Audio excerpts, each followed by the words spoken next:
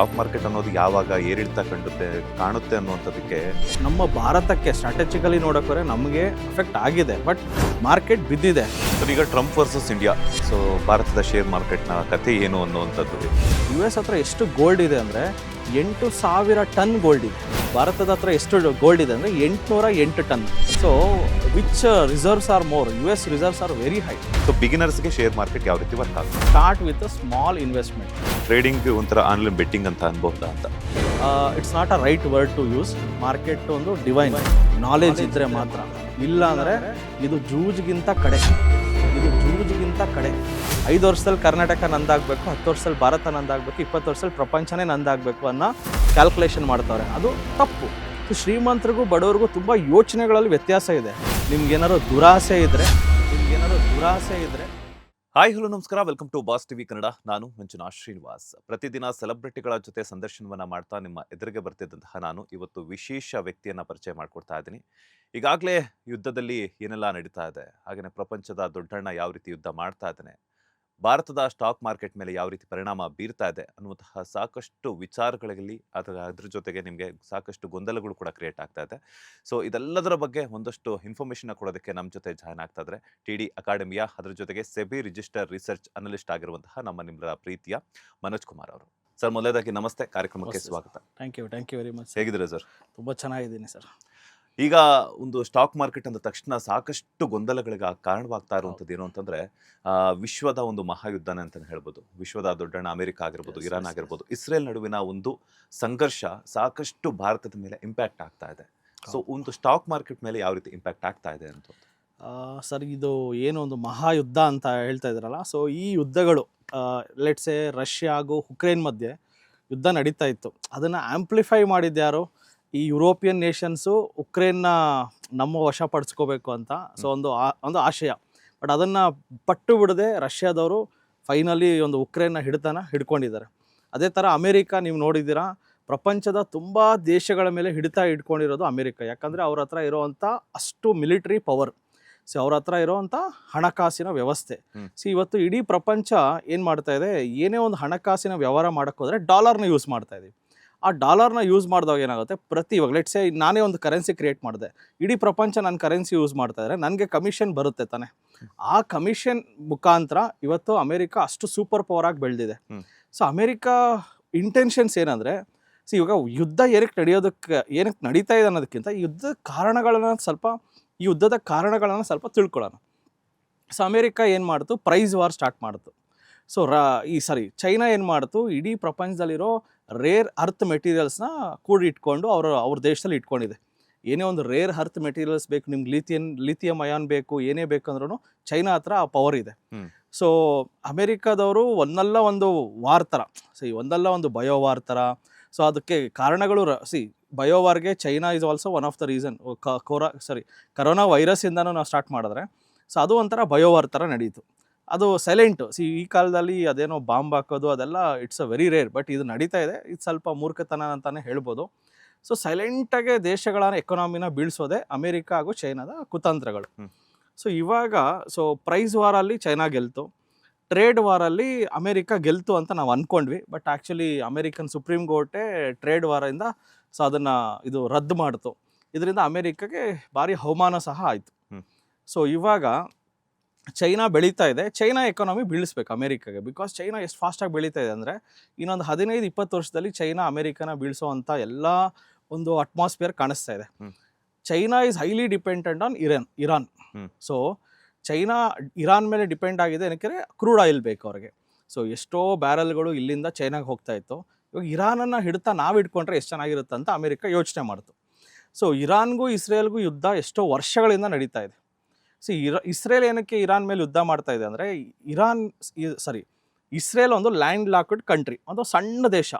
ಅವರು ಎಷ್ಟು ಬಲಶಾಲಿ ದೇಶ ಅಂದರೆ ಅವ್ರ ಹತ್ರ ಮಿಲ್ಟ್ರಿ ಪವರ್ ಇದೆ. ಇರಾನ್ ಹತ್ರನೂ ಅಷ್ಟೇ ಮಿಲ್ಟ್ರಿ ಪವರ್ ಇದೆ. ಸೊ ಇಸ್ರೇಲ್ಗೆ ಏನಂದರೆ ಸ್ವಲ್ಪ ಎಕ್ಸ್ಪ್ಯಾಂಡ್ ಮಾಡಬೇಕು, ಜಾಗನ ಎಕ್ಸ್ಪ್ಯಾಂಡ್ ಮಾಡಿದ್ರೆ ಅವ್ರಿಗೆ ಸಿ ರೂಟ್ ಸಿಗುತ್ತೆ.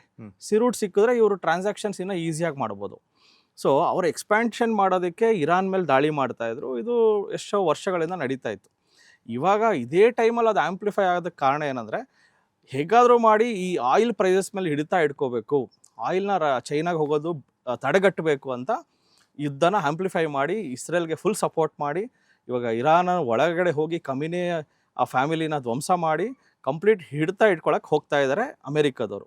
ಸೊ ಇದನ್ನು ನೋಡಿದ ಚೈನಾದವ್ರು ಏನಂದರೆ ಸೈಲೆಂಟಾಗಿ ನೋಡ್ತಾ ಇದ್ದಾರೆ, ರಷ್ಯಾದವರು ಸೈಲೆಂಟಾಗಿ ನೋಡ್ತಾ ಇದ್ದಾರೆ, ನಮ್ಮ ಭಾರತ ಸಹ ನಾವು ಸೈಲೆಂಟಾಗಿ ನೋಡ್ತಾ ಇದ್ದೀವಿ because we are not responding.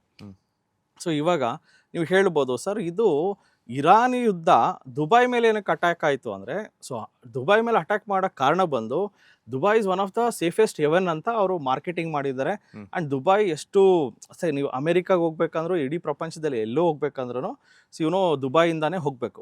So Dubai safe ಅಂದರೆ ದುಬೈಯಲ್ಲಿ ಹೂಡಿಕೆಗಳು ಯಾರ್ದು? ಅಮೆರಿಕನ್ಸ್ದು, ಆಗ ಯುರೋಪಿಯನ್ಸ್ದು. ಅದನ್ನೇ ನಾನು ಶೇಕ್ ಮಾಡಿದ್ರೆ ಇಟ್ ವಿಲ್ ಅಫೆಕ್ಟ್. ಇವಾಗ ಅಮೆರಿಕಾಗೆ ಹೋಗಿ ನಾನು ದಾಳಿ ಮಾಡೋಕ್ಕಾಗಲ್ಲ, ಇದು ತುಂಬ ದೂರ ಇದೆ. ಅಟ್ಲೀಸ್ಟ್ ಪಕ್ಕದಲ್ಲಿರೋ ಯಾರ್ಯಾರು ಸಪೋರ್ಟ್ ಮಾಡೋದಲ್ಲ ಅಮೆರಿಕಾಗೆ ಅವ್ರ ಮೇಲೆ ದಾಳಿ ಮಾಡಿದ್ರೆ ಮಗು ಹೋಗ್ಬಿಟ್ಟು ತಂದೆಗೆ ಹೇಳುತ್ತೆ. ಸೊ ಆ ಒಂದು ಮುಖಾಂತರ ಇದು ನಡೀತಾ ಇದೆ.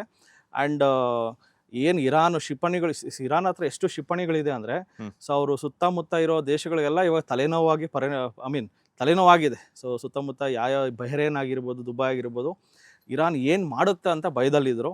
ಸೊ ಅದಕ್ಕೆ ಅಮೆರಿಕ ಏನು ಮಾಡ್ತು, ಮತ್ತೊಮ್ಮೆ ಒಂದು ಸಾರಿ ಅಟ್ಯಾಕ್ ಮಾಡಿ ಅಲ್ಲಿರೋ ಆಯಿಲ್ ರಿಸರ್ವ್ಸನ್ನೆಲ್ಲ ಕ್ರ್ಯಾಶ್ ಮಾಡಿ ಇವತ್ತು ಆಯಿಲ್ ನೀವು ನೋಡ್ತಾ ಇದ್ರಿ $90 ಇದ್ದಿದ್ದು 124 ಆಲ್ ಟೈಮ್ ಹೈ ರೀಚ್ ಆಗಿದೆ.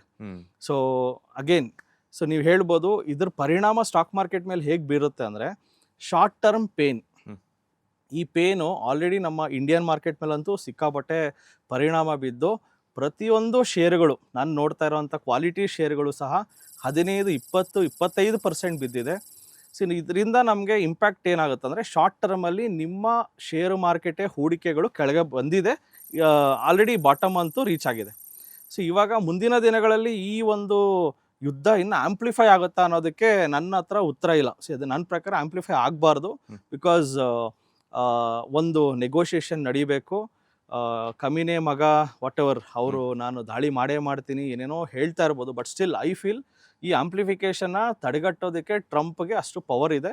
ಸೊ ಡೆಫಿನೆಟ್ಲಿ ಒಂದು ನೆಗೋಸಿಯೇಷನ್ಸ್ ನಡಿಬೋದು, ಒಂದು ಸೀಸ್ ಫೈರ್ ನಡಿಬೋದು, ಮತ್ತೆ ಮಾರ್ಕೆಟು ಸ್ಟೆಬಿಲೈಸ್ ಆಗುತ್ತೆ. ಮೇ ಬಿ ನನ್ನ ಪ್ರಕಾರ ಮಾರ್ಕೆಟ್ ಇನ್ನು 2 ತಿಂಗಳಲ್ಲಿ ಸ್ಟೆಬಿಲೈಸ್ ಆಗಿಬಿಡುತ್ತೆ. ಆ್ಯಂಡ್ ಇಂಡಿಯನ್ ಮಾರ್ಕೆಟ್ಸ್ಗೆ ತುಂಬ ಗುಡ್ ನ್ಯೂಸ್ ಇದೆ. ನೋಡೋಕ್ಕೆ ಹೋದರೆ ಈ ವಾರ ಮುಂಚೆ ನಮಗೂ ಅಮೆರಿಕಾಗೂ ಒಳ್ಳೆ ನೆಗೋಸಿಯೇಷನ್ ನಡೆದಿತ್ತು. ಸೊ ಒಳ್ಳೆ ಸಂಬಂಧ ಬೆಳೆಸಿದ್ವಿ ನಾವು. ಇನ್ನೇನು ಒಳ್ಳೆ ಟ್ರೇಡ್ ಡೀಲ್ಸ್ ಎಲ್ಲ ನಡೀತಾ ಇದೆ. ನಮ್ಮ ಇಂಡಿಯಾದಲ್ಲೂ ಸಹ ಆಟೋಮೊಬೈಲ್ಸ್ ಮೇಲೆ GST ಕಟ್ ಮಾಡಿದ್ರು, Indian market all time high ಅಂತ ಅಂದ್ಕೊಂಡ್ವಿ. ಇನ್ನೇನು ಅಂಥ ಟೈಮಲ್ಲಿ ಯುದ್ಧ ಅನ್ನೋ ನ್ಯೂಸ್ ಬಂದುಬಿಟ್ಟು 3,000 ಪಾಯಿಂಟ್ ಕ್ರ್ಯಾಶ್ ಆಗಿದೆ. ಕರೋನಾ ಟೈಮಲ್ಲೂ ಸಹ ಒಂದು 4,000-4,500 ಪಾಯಿಂಟ್ ಕ್ರ್ಯಾಶ್ ಆಗಿತ್ತು. ಸೊ ಆ ಕ್ರ್ಯಾಶ್ ಟೈಮಲ್ಲಿ ತುಂಬ ಸ್ಟಾಕ್ಸ್ಗಳು 15-20% ಬಿದ್ದಿತ್ತು. ಇವಾಗಲೂ ಸಹ ಈ ಒಂದು ನಿಫ್ಟಿ ಇಂಡೆಕ್ಸ್, ನಮ್ಮ ಭಾರತದ ಸೂಚ್ಯಾಂಕ ಏನಿದೆಯಲ್ಲ, 26,400 ಇತ್ತು, ಆಲ್ ಟೈಮ್ ಹೈ ಹತ್ರ ಇತ್ತು. ದಟ್ ಈಸ್ ಫೆಬ್ರವರಿ 1ನೇ ತಾರೀಕು ಆಲ್ ಟೈಮ್ ಹೈ ಹತ್ರ ಹೋಗಿತ್ತು. ಸೊ ಇವತ್ತು ನೀವು ನೋಡಿದ್ರೆ ನಿಫ್ಟಿ 23,600-700 ಪಾಸಲ್ಲಿದೆ. ಸೊ ಸದ್ಯಕ್ಕೆ ನಿನ್ನೆಯಿಂದ ಸ್ವಲ್ಪ ಸಮ್ ನೆಗೋಷಿಯೇಷನ್ಸು ಜೊತೆಗೆ ಕ್ರೂಡ್ ಆಯಿಲ್ ತುಂಬ ಸರ್ಜ್ ಆಗಿತ್ತಲ್ಲ, ಅಲ್ಲಿ ಪ್ರಾಫಿಟ್ ಬುಕ್ಕಿಂಗ್ ಮಾಡಿದ್ದಾರೆ. ಸೊ ಇವಾಗ ನೀವೇ ಯೋಚನೆ ಮಾಡಿ, $60-70 ಇದ್ದು ಕ್ರೂಡ್ ಆಯಿಲ್ 120ಕ್ಕೆ ಡಬಲ್ ಆದಾಗ ನೀವೇನು ಮಾಡ್ತೀರಾ? ನಿಮ್ಮ ಹತ್ರ ಇರೋ ಕ್ರೂಡ್ ಆಯಿಲ್ನ ಇದರ ಡಿಸ್ಪೋಸ್ ಮಾಡಿ ಸೊ ಏನು ಪ್ರಾಫಿಟ್ ಬುಕ್ ಮಾಡ್ಕೊಳ್ತೀರಾ. ಆ ಪ್ರಾಫಿಟ್ ಬುಕ್ಕಿಂಗ್ ನಡೀತಾ ಇರೋದ್ರಿಂದ crude oil, natural gas prices ಇಳಿತಾ ಇರೋ ಕಾರಣ ಮತ್ತೆ ಮಾರ್ಕೆಟಲ್ಲಿ ಒಂದು ಏನಂತಾರೆ ಅಪ್ ಮೂಮೆಂಟನ್ನು ನೋಡ್ತಾ ಇದ್ದೀವಿ. ಸೊ ಐ ಫೀಲ್ ಇಂಪ್ಯಾಕ್ಟ್ ಅಂತೂ ಡೆಫಿನೆಟ್ಲಿ ಆಗಿದೆ, ಡ್ಯಾಮೇಜ್ ಆಗಿದೆ. ತುಂಬ ಜನ ಪೋರ್ಟ್ಫೋಲಿಯೋನ, ನನ್ನ ಶೇರ್ಗಳನ್ನು ಮಾರಿಬಿಡ್ತೀನಿ. ನನಗೆ ತುಂಬ ಜನ ಕರೆ ಮಾಡಿದರು, ಸರ್ ನಾನೆಲ್ಲ ಶೇರ್ಗಳನ್ನು ಮಾರಿಬಿಟ್ಟು ಇನ್ನೂ 2-3 ಸಾವಿರ ಪಾಯಿಂಟ್ ಬೀಳುತ್ತೆ, ಆಮೇಲೆ ಬೈ ಮಾಡ್ತೀನಿ ಅಂತ ಹೇಳ್ತಾ ಇದ್ದಾರೆ. ಅಂದರೆ ಹತ್ತಿರೋ ಟ್ರೈನ್ನ ಇಳಿದ್ಬಿಟ್ಟು ಮತ್ತೆ ಟ್ರೈನು ಹೋಗೋ ಟೈಮಲ್ಲಿ ಹತ್ಕೋತೀನಿ ಅಂತ ಇದ್ದಾರೆ. ಸೊ ಅದು ತುಂಬ ಡಿಫಿಕಲ್ಟ್. ಯಾಕಂದರೆ ನಾಳೆ ಬೆಳಗ್ಗೆನೇ 1000 ಪಾಯಿಂಟ್ ಮೇಲಕ್ಕೆ ಹೋದರೆ ಏನು ಮಾಡ್ತೀರಾ? ಮತ್ತೆ ಟ್ರೈನ್ ಮಿಸ್ ಆಗಿಬಿಡುತ್ತೆ. ಸೊ ಹತ್ತಿರೋ ಟ್ರೈನ್ನ ಇಳಿಬೇಡಿ, ಹೋಲ್ಡ್ ಮಾಡಿ. ಆ್ಯಂಡ್ ಜಸ್ಟ್ ಈ ಒಂದು ಯುದ್ಧದ ಸನ್ನಿವೇಶಗಳನ್ನು ಸ್ವಲ್ಪ ಅಬ್ಸರ್ವ್ ಮಾಡಿಕೊಂಡು ಪ್ಯಾನಿಕ್ ಅಂತೂ ಆಗಬೇಡಿ ಅಂತ ನಾನು ಹೇಳ್ತೀನಿ. ಏನಾದರೂ ಸಜೆಷನ್ಸ್ ಕೊಡೋಕ್ಕೆ ಇಷ್ಟಪಡ್ತೀರಾ ಅಂತ? ಯಾಕಂತಂದ್ರೆ ಈಗ ನೀವೇ ಹೇಳಿದ್ರಿ, ಹತ್ತಿರುವಂಥ ಟ್ರೈನ್ ಸ್ಟಾಕ್ ಮಾರ್ಕೆಟ್ ಅನ್ನೋದು ಯಾವಾಗ ಏರಿಳಿತ ಕಾಣುತ್ತೆ ಅನ್ನುವಂಥದ್ದಕ್ಕೆ ಹೇಳೋದಕ್ಕೆ ಆಗಲ್ಲ. ಬಿಕಾಸ್ ಯಾಕಂತಂದ್ರೆ ಅದರದ್ದೇ ಆದಂತಹ ನಾವು ಎಕ್ಸ್ಪೆಕ್ಟೇಷನ್ಸ್ಗೂ ಮೀರಿದ್ದದು. ಹೌದು. ಸೊ ಏನಾದ್ರು ಈಗ ಹೂಡಿಕೆ ಮಾಡಿರೋಂಥವ್ರಿಗೆ ಅಥವಾ ಮುಂದೆ ಹೂಡಿಕೆ ಮಾಡಬೇಕು ಅಂತ ಇರೋವಂಥವ್ರಿಗೆ ಏನಾದರೂ ಒಂದಷ್ಟು ಸಜೆಷನ್ಸ್ನ ಕೊಡೋದು? ಡೆಫಿನೆಟ್ಲಿ ಸರ್, ಹೂಡಿಕೆ ಮಾಡಿರೋರಿಗೆ ನಾನು ಏನು ಹೇಳ್ತೀನಿ ಅಂದರೆ, ನಿಮ್ಮ ಹೂಡಿಕೆಗಳು ಸುಭದ್ರವಾಗಿದೆ. ಇವಾಗ ನಮ್ಮ ಭಾರತಕ್ಕೆ ಸ್ಟ್ರಾಟಜಿಕಲಿ ನೋಡೋಕೋರೆ ನಮಗೆ ಅಫೆಕ್ಟ್ ಆಗಿದೆ, ಬಟ್ ಸ್ಟ್ರೈಟ್ ಅಂದರೆ ಡೈರೆಕ್ಟ್ ಇಂಪ್ಯಾಕ್ಟ್ ಏನೂ ಆಗಿಲ್ಲ. ಸೊ ಅಲ್ಲಿ ಇಂಪ್ಯಾಕ್ಟ್ ಆಗಿರೋದು ಮೇನ್ಲಿ ಸೊ ಅಲ್ಲಿ ನೆರೆಹೊರೆಯ ದೇಶಗಳಿಗೆ ಆಗಿದೆ ಆ್ಯಂಡ್ ಚೈನಾಗಂತೂ ಇಂಪ್ಯಾಕ್ಟ್ ಆಗಿದೆ. ನಮಗಂತೂ ರಷ್ಯಾದವರು ಆಯಿಲ್ ಕೊಡ್ತೀನಿ ನೆಕ್ಸ್ಟ್ 30 ದಿವಸ ಅಂತ ಹೇಳಿದ್ದಾರೆ. That is one big relief. And ಅದಕ್ಕೆ US ಅದಕ್ಕೆ ಒಪ್ಪಿಗೆ ಸಹ ಕೊಟ್ಟಿದೆ. ಸೊ ಇದೆಲ್ಲ ಪಾಸಿಟಿವ್ ಇದೆ ಇಂಡಿಯಾಗೆ. ಆ್ಯಂಡ್ ಏನು ದುಬೈನ ಸೇಫ್ ಹೇವನ್ ಅಂತ ಇದ್ರಲ್ಲ, ಆ ಸೇಫ್ ಹೇವನ್ ಅಂತ ಪಟ್ಟ ಕಳ್ಕೊಂಡಿದೆ ದುಬೈ ಇವಾಗ. ಸೊ ಡೆಫಿನೆಟ್ಲಿ ಸ್ವಲ್ಪ ಹೂಡಿಕೆಗಳು ಭಾರತದ ಕಡೆನೂ ಬರುವಂಥ ಸಾಧ್ಯತೆಗಳು ಇದೆ, ಹೆಚ್ಚಾಗಿದೆ. ಸೊ ಆಲ್ರೆಡಿ ಇನ್ವೆಸ್ಟ್ ಮಾಡಿರೋರು ನಾನು ಹೇಳ್ತಾ ಇರೋದು ಭಾರತ ಸೇಫ್ ಪಾಯಿಂಟಲ್ಲಿದೆ, ನೀವು ಯಾಕೆ ಭಯ ಪಡ್ತಾ ಇದ್ದೀರಿ ಇವಾಗ? ಸೊ ಐ ಅಗ್ರಿ, ನಿಮ್ಮ ಶೇರ್ಗಳು 15-20% ಬಿದ್ದಿದೆ, ನಿಮ್ಗೆ ಆ ರೆಡ್ ನೋಡೋಕ್ಕಾಗ್ತಲ್ಲ ನಿಮ್ಮ ಸ್ಟಾಕ್ಗಳು ಬಿದ್ದಿರೋದು. ಸೊ ಸ್ವಲ್ಪ ತಾಳ್ಮೆ ವಹಿಸಿ. ಸೊ ಇದೇ ಥರ ನೀವು ತಾಳ್ಮೆ ಕರೋನಾ ಟೈಮಲ್ಲಿ ವಹಿಸಿದರೆ ನೀವು ಎಷ್ಟೋ ದುಡ್ಡು ಮಾಡ್ತಾಯಿದ್ರಿ. ಕರೋನಾ ಟೈಮಲ್ಲಿ ಎಷ್ಟೋ ಶೇರ್ಗಳು ಬಿತ್ತು ಅಂತ ಮಾರಿಬಿಟ್ಟಿದ್ದಾರೆ. ಸೊ ಆ ಟೈಮಲ್ಲಿ ಬಿದ್ದವಾಗ ತಗೋಬೇಕೇ ಹೊರತು ಮಾರಬಾರ್ದು. ಸೊ ಇದು ವೆರಿ ಇಂಪಾರ್ಟೆಂಟ್ ಪಾಯಿಂಟ್. ಮಾರ್ಕೆಟ್ ಬಿದ್ದಿದೆ, ಇದು ಸಿಹಿ ಸುದ್ದಿ. ನನ್ನ ಪ್ರಕಾರ ಯಾರ್ಯಾರು ಹೊಸಬ್ರು ಬರ್ತಾ ಇದ್ದಾರಂತೋ ಹೊಸಬ್ರಿಗಂತೂ ಇದರಷ್ಟು ಖುಷಿ ಸುದ್ದಿ ಇನ್ನೇನು ಇಲ್ಲ. ಯಾಕಂದರೆ ಎಲ್ಲ ಶೇರ್ಗಳು 30-40% ಡಿಸ್ಕೌಂಟ್ ರೇಟಲ್ಲಿ ಸಿಗ್ತಾ ಇದೆ. ಒಳ್ಳೆ ಬ್ರ್ಯಾಂಡೆಡ್ ಸ್ಟಾಕ್ಸ್ಗಳು ನಾನು ಹೇಳ್ತಾ ಇರೋದು. ಸೊ ಇಷ್ಟು ಡಿಸ್ಕೌಂಟ್ ಸಿಗಬೇಕಾದ್ರೆ ಇದನ್ನು ಸಂಭ್ರಮಿಸ್ಬೇಕೇ ಹೊರತು ಶೋಕಾಚರಣೆ ಆಚರಿಸೋದು ಏನು ನನ್ನಲ್ಲಂತೂ ಸೊ ಅದು ತಪ್ಪು ಅಂತ ನನಗನ್ಸುತ್ತೆ ಸರ್. ಸರ್, ಈಗ ಟ್ರಂಪ್ ವರ್ಸಸ್ ಇಂಡಿಯಾ, ಸೊ ಭಾರತದ ಶೇರ್ ಮಾರ್ಕೆಟ್ನ ಕಥೆ ಏನು ಅನ್ನುವಂಥದ್ದು? ಸರ್, ಟ್ರಂಪು ನಿಮ್ಗೆ ಗೊತ್ತಿದೆ, ಇಡೀ ಪ್ರಪಂಚದ ಟ್ರಂಪ್ ಅನ್ನೋದಕ್ಕಿಂತ US is a world super power. ಅಲ್ಲಿ US ಏನಕ್ಕೆ ಸೂಪರ್ ಪವರ್ ಆಗಿದೆ ಅಂದರೆ US ಹತ್ರ ಇರೋವಂಥ ಗೋಲ್ಡ್ ರಿಸರ್ವ್ಸು ಒಂದು ಸಾಕ್ಷಿ ಆಗುತ್ತೆ. US ಹತ್ರ ಎಷ್ಟು ಗೋಲ್ಡ್ ಇದೆ ಅಂದರೆ 8,000 ಟನ್ ಗೋಲ್ಡ್ ಇದೆ. ಭಾರತದ ಹತ್ರ ಎಷ್ಟು ಗೋಲ್ಡ್ ಇದೆ ಅಂದರೆ 808 ಟನ್. ಸೊ ಅವ್ರ ಹತ್ರ 8,000 ಟನ್ ಇದೆ, ನಮ್ಮ ಹತ್ರ 800 ಟನ್ ಇದೆ. So which reserves are more? US reserves are very high. ಅವರ ಒಂದು ಅವರು ಏನು ಸೆಂಟ್ರಲ್ ಬ್ಯಾಂಕ್ ಅಂತ ಕರೀತಲ್ಲ, ಫೆಡ್ರಲ್, ಆ ಒಂದು ಬ್ಯಾಂಕ್ ತುಂಬ ಸ್ಟ್ರಾಂಗ್ ಇದೆ. ನಮ್ಮ RBI ಸ್ಟ್ರಾಂಗ್ ಇದೆ, ಬಟ್ ಸ್ಟಿಲ್ ಕಂಪೇರ್ ಮಾಡಿಕೊಂಡ್ರೆ ನಮ್ಮ ರುಪಿ ವ್ಯಾಲ್ಯೂ ಡಿಪ್ರಿಷಿಯೇಟ್ ಆಗೋದಕ್ಕೆ ಮೇಜರ್ ರೀಸನ್ಸು ನಮ್ಮ ಗೋಲ್ಡ್ ರಿಸರ್ವ್ಸು ಕಡಿಮೆ ಇರೋದು ಒನ್ ಆಫ್ ದ ರೀಸನ್ ಆಗಿರ್ಬೋದು. And we import more. So ನಾವು ಎಸ್ಪೆಷಲಿ ಕ್ರೂಡ್ ಆಯಿಲ್ ಅಂತೂ ಸಿಕ್ಕಾಪಟ್ಟೆ ಇಂಪೋರ್ಟ್ ಮಾಡ್ಕೊಳ್ತೀವಿ. ಎಕ್ಸ್ಪೋರ್ಟ್ ತುಂಬ ಕಡಿಮೆ ಇದೆ. ಸೊ ವೆರಾಸ್ US ಅಲ್ಲಿ ದೇ ಆಲ್ಸೋ ಇಂಪೋರ್ಟ್ ಎಲ್ಲನೂ ಮಾಡ್ಕೊಳ್ತಾರೆ. ಬಟ್ ನಾನು ಹೇಳ್ತಿರೋದು, ಏನೇ ಒಂದು ಪ್ರಪಂಚದಲ್ಲಿ ಏನೇ ಒಂದು ನಡೀತಾ ಇದ್ರೂ ಒಂದು ವೀಕೆಸ್ಟ್ ಕಂಟ್ರಿ, ಇವಾಗ ವೆನಿಜುಲಾ ದೇಶದ ಅಧ್ಯಕ್ಷನ ತಗೊಂಡೋಗಿ ಅಲ್ಲಿ ಸೆರೆ ಮಾಡಿ ಇಟ್ಕೊಂಡಿದ್ದಾರೆ. ಸೊ ಇರಾನ್ ವಾರಲ್ಲಿ ಅಡ್ವಾಂಟೇಜ್ ತಗೊಳಕ್ಕೆ ಟ್ರೈ ಮಾಡ್ತಾರೆ. ಮುಖಾಂತರ ಬಂತು, ಕೆಲಸದಿಂದ ಎಷ್ಟೋ ಜನನ ತೆಗ್ದಾಕತ್ತೆ ಅಂತ ಹೇಳ್ತಾ ಇದ್ದಾರೆ. ಒಂದು ಸತಿ ಯೋಚನೆ ಮಾಡಿ, ಬಗ್ಗೆನೇ ನಾನು ಮಾತಾಡಕ್ಕೆ ಹೋದರೆ ಬಂತು. ಸೊ ಅಮೇರಿಕಾಗೆ ಇದು ಬೆನಿಫಿಟ್ ಜಾಸ್ತಿ, ಯಾಕಂದರೆ ಅಮೇರಿಕಾದಲ್ಲಿ ಕಡಿಮೆ ಜನಸಂಖ್ಯೆ ಇದ್ದಾರೆ. ಬರೋದ್ರಿಂದ ಎಲ್ಲ ಕೆಲಸಗಳಿಗೆ ಅವ್ರಿಗೆ ಹೆಲ್ಪ್ ಆಗುತ್ತೆ. ನಮ್ಮ ದೇಶದಲ್ಲಿ ಬಂದುಬಿಟ್ರೆ ನಮ್ಮ ದೇಶದಲ್ಲಿ ಜನಸಂಖ್ಯೆ ಜಾಸ್ತಿ ಇದೆ, ಅಫೆಕ್ಟ್ ಆಗೋದು ಡೆಫಿನೆಟ್ಲಿ ಇಂಡಿಯಾಗೆ. ಯಾಕಂದರೆ ಇಲ್ಲಿ ಎಲ್ಲದಕ್ಕೂ ಕೆಲಸ ಮಾಡೋದಕ್ಕೆ ಎಂಪ್ಲಾಯ್ಸ್ ಇದ್ದಾರೆ. ಬಂದು ಕೆಲಸಗಳೆಲ್ಲ ತೆಗ್ದಾಕ್ಬಿಟ್ರೆ it will affect especially the high populated ಇರೋ ಅಂಥ ದೇಶ. ಸೊ ಟ್ರಂಪು ಮತ್ತು ಭಾರತಕ್ಕೆ ನೋಡೋಕ್ಕೆ ಹೋದರೆ, ಮೊದಲನೇ ಸಾರಿ ಟ್ರಂಪ್ ಅಧ್ಯಕ್ಷರಾದವಾಗ ಒಳ್ಳೆ ಸಂಬಂಧ ಇತ್ತು, ಒಳ್ಳೆಯ ಒಂದು ಬೆಳವಣಿಗೆಗಳನ್ನ ನೋಡಿದ್ವಿ. ಸೆಕೆಂಡ್ ಟೈಮ್ ಆದವಾಗ ಒಂದು ಸ್ವಲ್ಪ ದುರಾಲೋಚನೆಗಳು, ದುರಾಸೆ, ನಮ್ಮ ದೇಶನ ಮೇಕ್ ಅಮೇರಿಕಾ ಗ್ರೇಟ್ ಅಂತ ಹೇಳಿ, ಸೊ ಅಲ್ಲಿ ಭಾರತನೂ ಸಹ ಅವರು ಪರಿಗಣಿಸಿಲ್ಲ. ಸಂಬಂಧ ಎಷ್ಟು ಚೆನ್ನಾಗಿತ್ತು, ಆ ಸಂಬಂಧನ ಅವರು ಹಣಕಾಸಿನ ವಿಚಾರಕ್ಕೆ ಎಕನಾಮಿಕಲಿ ಅವರು ಇರೋವಂಥ ಸಾಲಗಳನ್ನು, ಸೊ ಅವರು ಮೇನ್ ಅವ್ರು ತಾರೀಫ್ ಅನೌನ್ಸ್ ಮಾಡೋಕ್ಕೆ ಉದ್ದೇಶನೇ ಅವ್ರಿಗಿರೋ ಸಾಲಗಳು. ಅಮೇರಿಕಾಗೆ ಸಿಕ್ಕಾಪಟ್ಟೆ ಸಾಲಗಳಾಗ್ಬಿಟ್ಟಿದೆ. ಆ ಸಾಲಗಳನ್ನು ಹೇಗಾರು ಮಾಡಿ ತೀರಿಸ್ಬೇಕಂತ ಸಂಬಂಧಗಳನ್ನು ಏನು ಮಾಡಿದೆ, ಕಟ್ ಮಾಡಿಕೊಂಡು, ಸೊ ಮತ್ತೆ ಇವಾಗ ತೇಪೆ ಹಾಕೋ ಅಂಥ ಕೆಲಸಗಳನ್ನು ಮತ್ತೆ ಮೋದಿ ಅಂತ ಒಂದು ಸೂಪರ್ ಪವರ್ ಇಟ್ಕೊಂಡು ನಾವು ಹೋಗಿ ಮತ್ತೆ ಒಳ್ಳೆ ನೆಗೋಸಿಯೇಷನ್ ಮಾಡಿ 18% ಏನೊಂದು ನಡೀತಲ್ಲ negotiation is still a good deal compare to other Asian countries. ನಮ್ಮದು ಒಳ್ಳೆ ಡೀಲಲ್ಲೇ ನಡೀತಾ ಇದೆ. ಮುಂದಿನ ದಿನಗಳಲ್ಲಿ ಇನ್ನೂ ನಮ್ಮ ಭಾರತ ಇನ್ನೂ ರಿಸೋರ್ಸಸ್ಗಳನ್ನಾಗಲಿ, ಒಳ್ಳೆ ಬೇರೆ ದೇಶಗಳ ಸಂಬಂಧ, ಬ್ರಿಕ್ಸ್ ಕಂಟ್ರೀಸಲ್ಲಿ ಒನ್ ಆಫ್ ದ ಪವರ್ ಆಗಿರುವಂಥ ಭಾರತ, ಸೊ ಇನ್ನು ಅಮೆರಿಕ ಮೇಲೆ ಒತ್ತಡ ಹೇರಿ ಇನ್ನೂ ಒಳ್ಳೆ ಒಂದು ಹಿಡಿತ ಕಾಣಬೇಕು ಅಂತ ನನ್ನ ಒಂದು ಆಶಯ.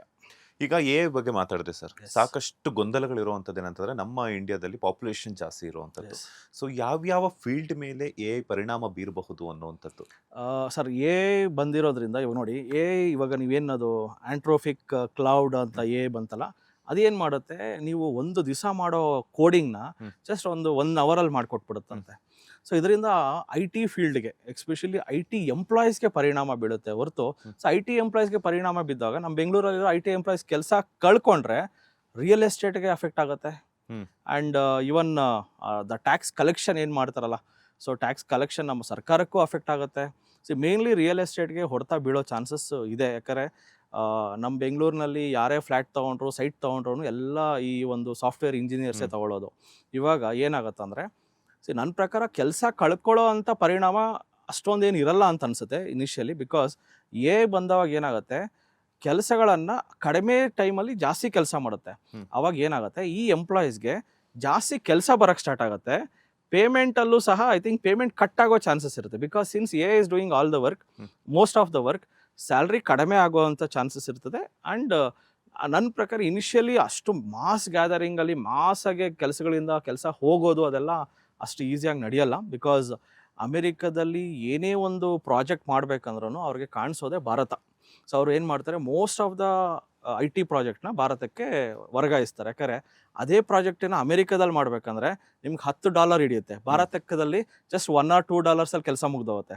So Indian labours are so cheap. And ಇಂಡಿಯಾದಲ್ಲಿ ನಿಮಗೆ ಬೇಕಾದ್ರೆ 16 ಅವರ್ ಕೆಲಸ ಮಾಡೋರು ಇದ್ದಾರೆ. ಅದನ್ನು ದೊಡ್ಡ ದೊಡ್ಡ ವ್ಯಕ್ತಿಗಳು ಹೇಳಿದ್ದಾರೆ ಮಾಡಬೇಕಂತ.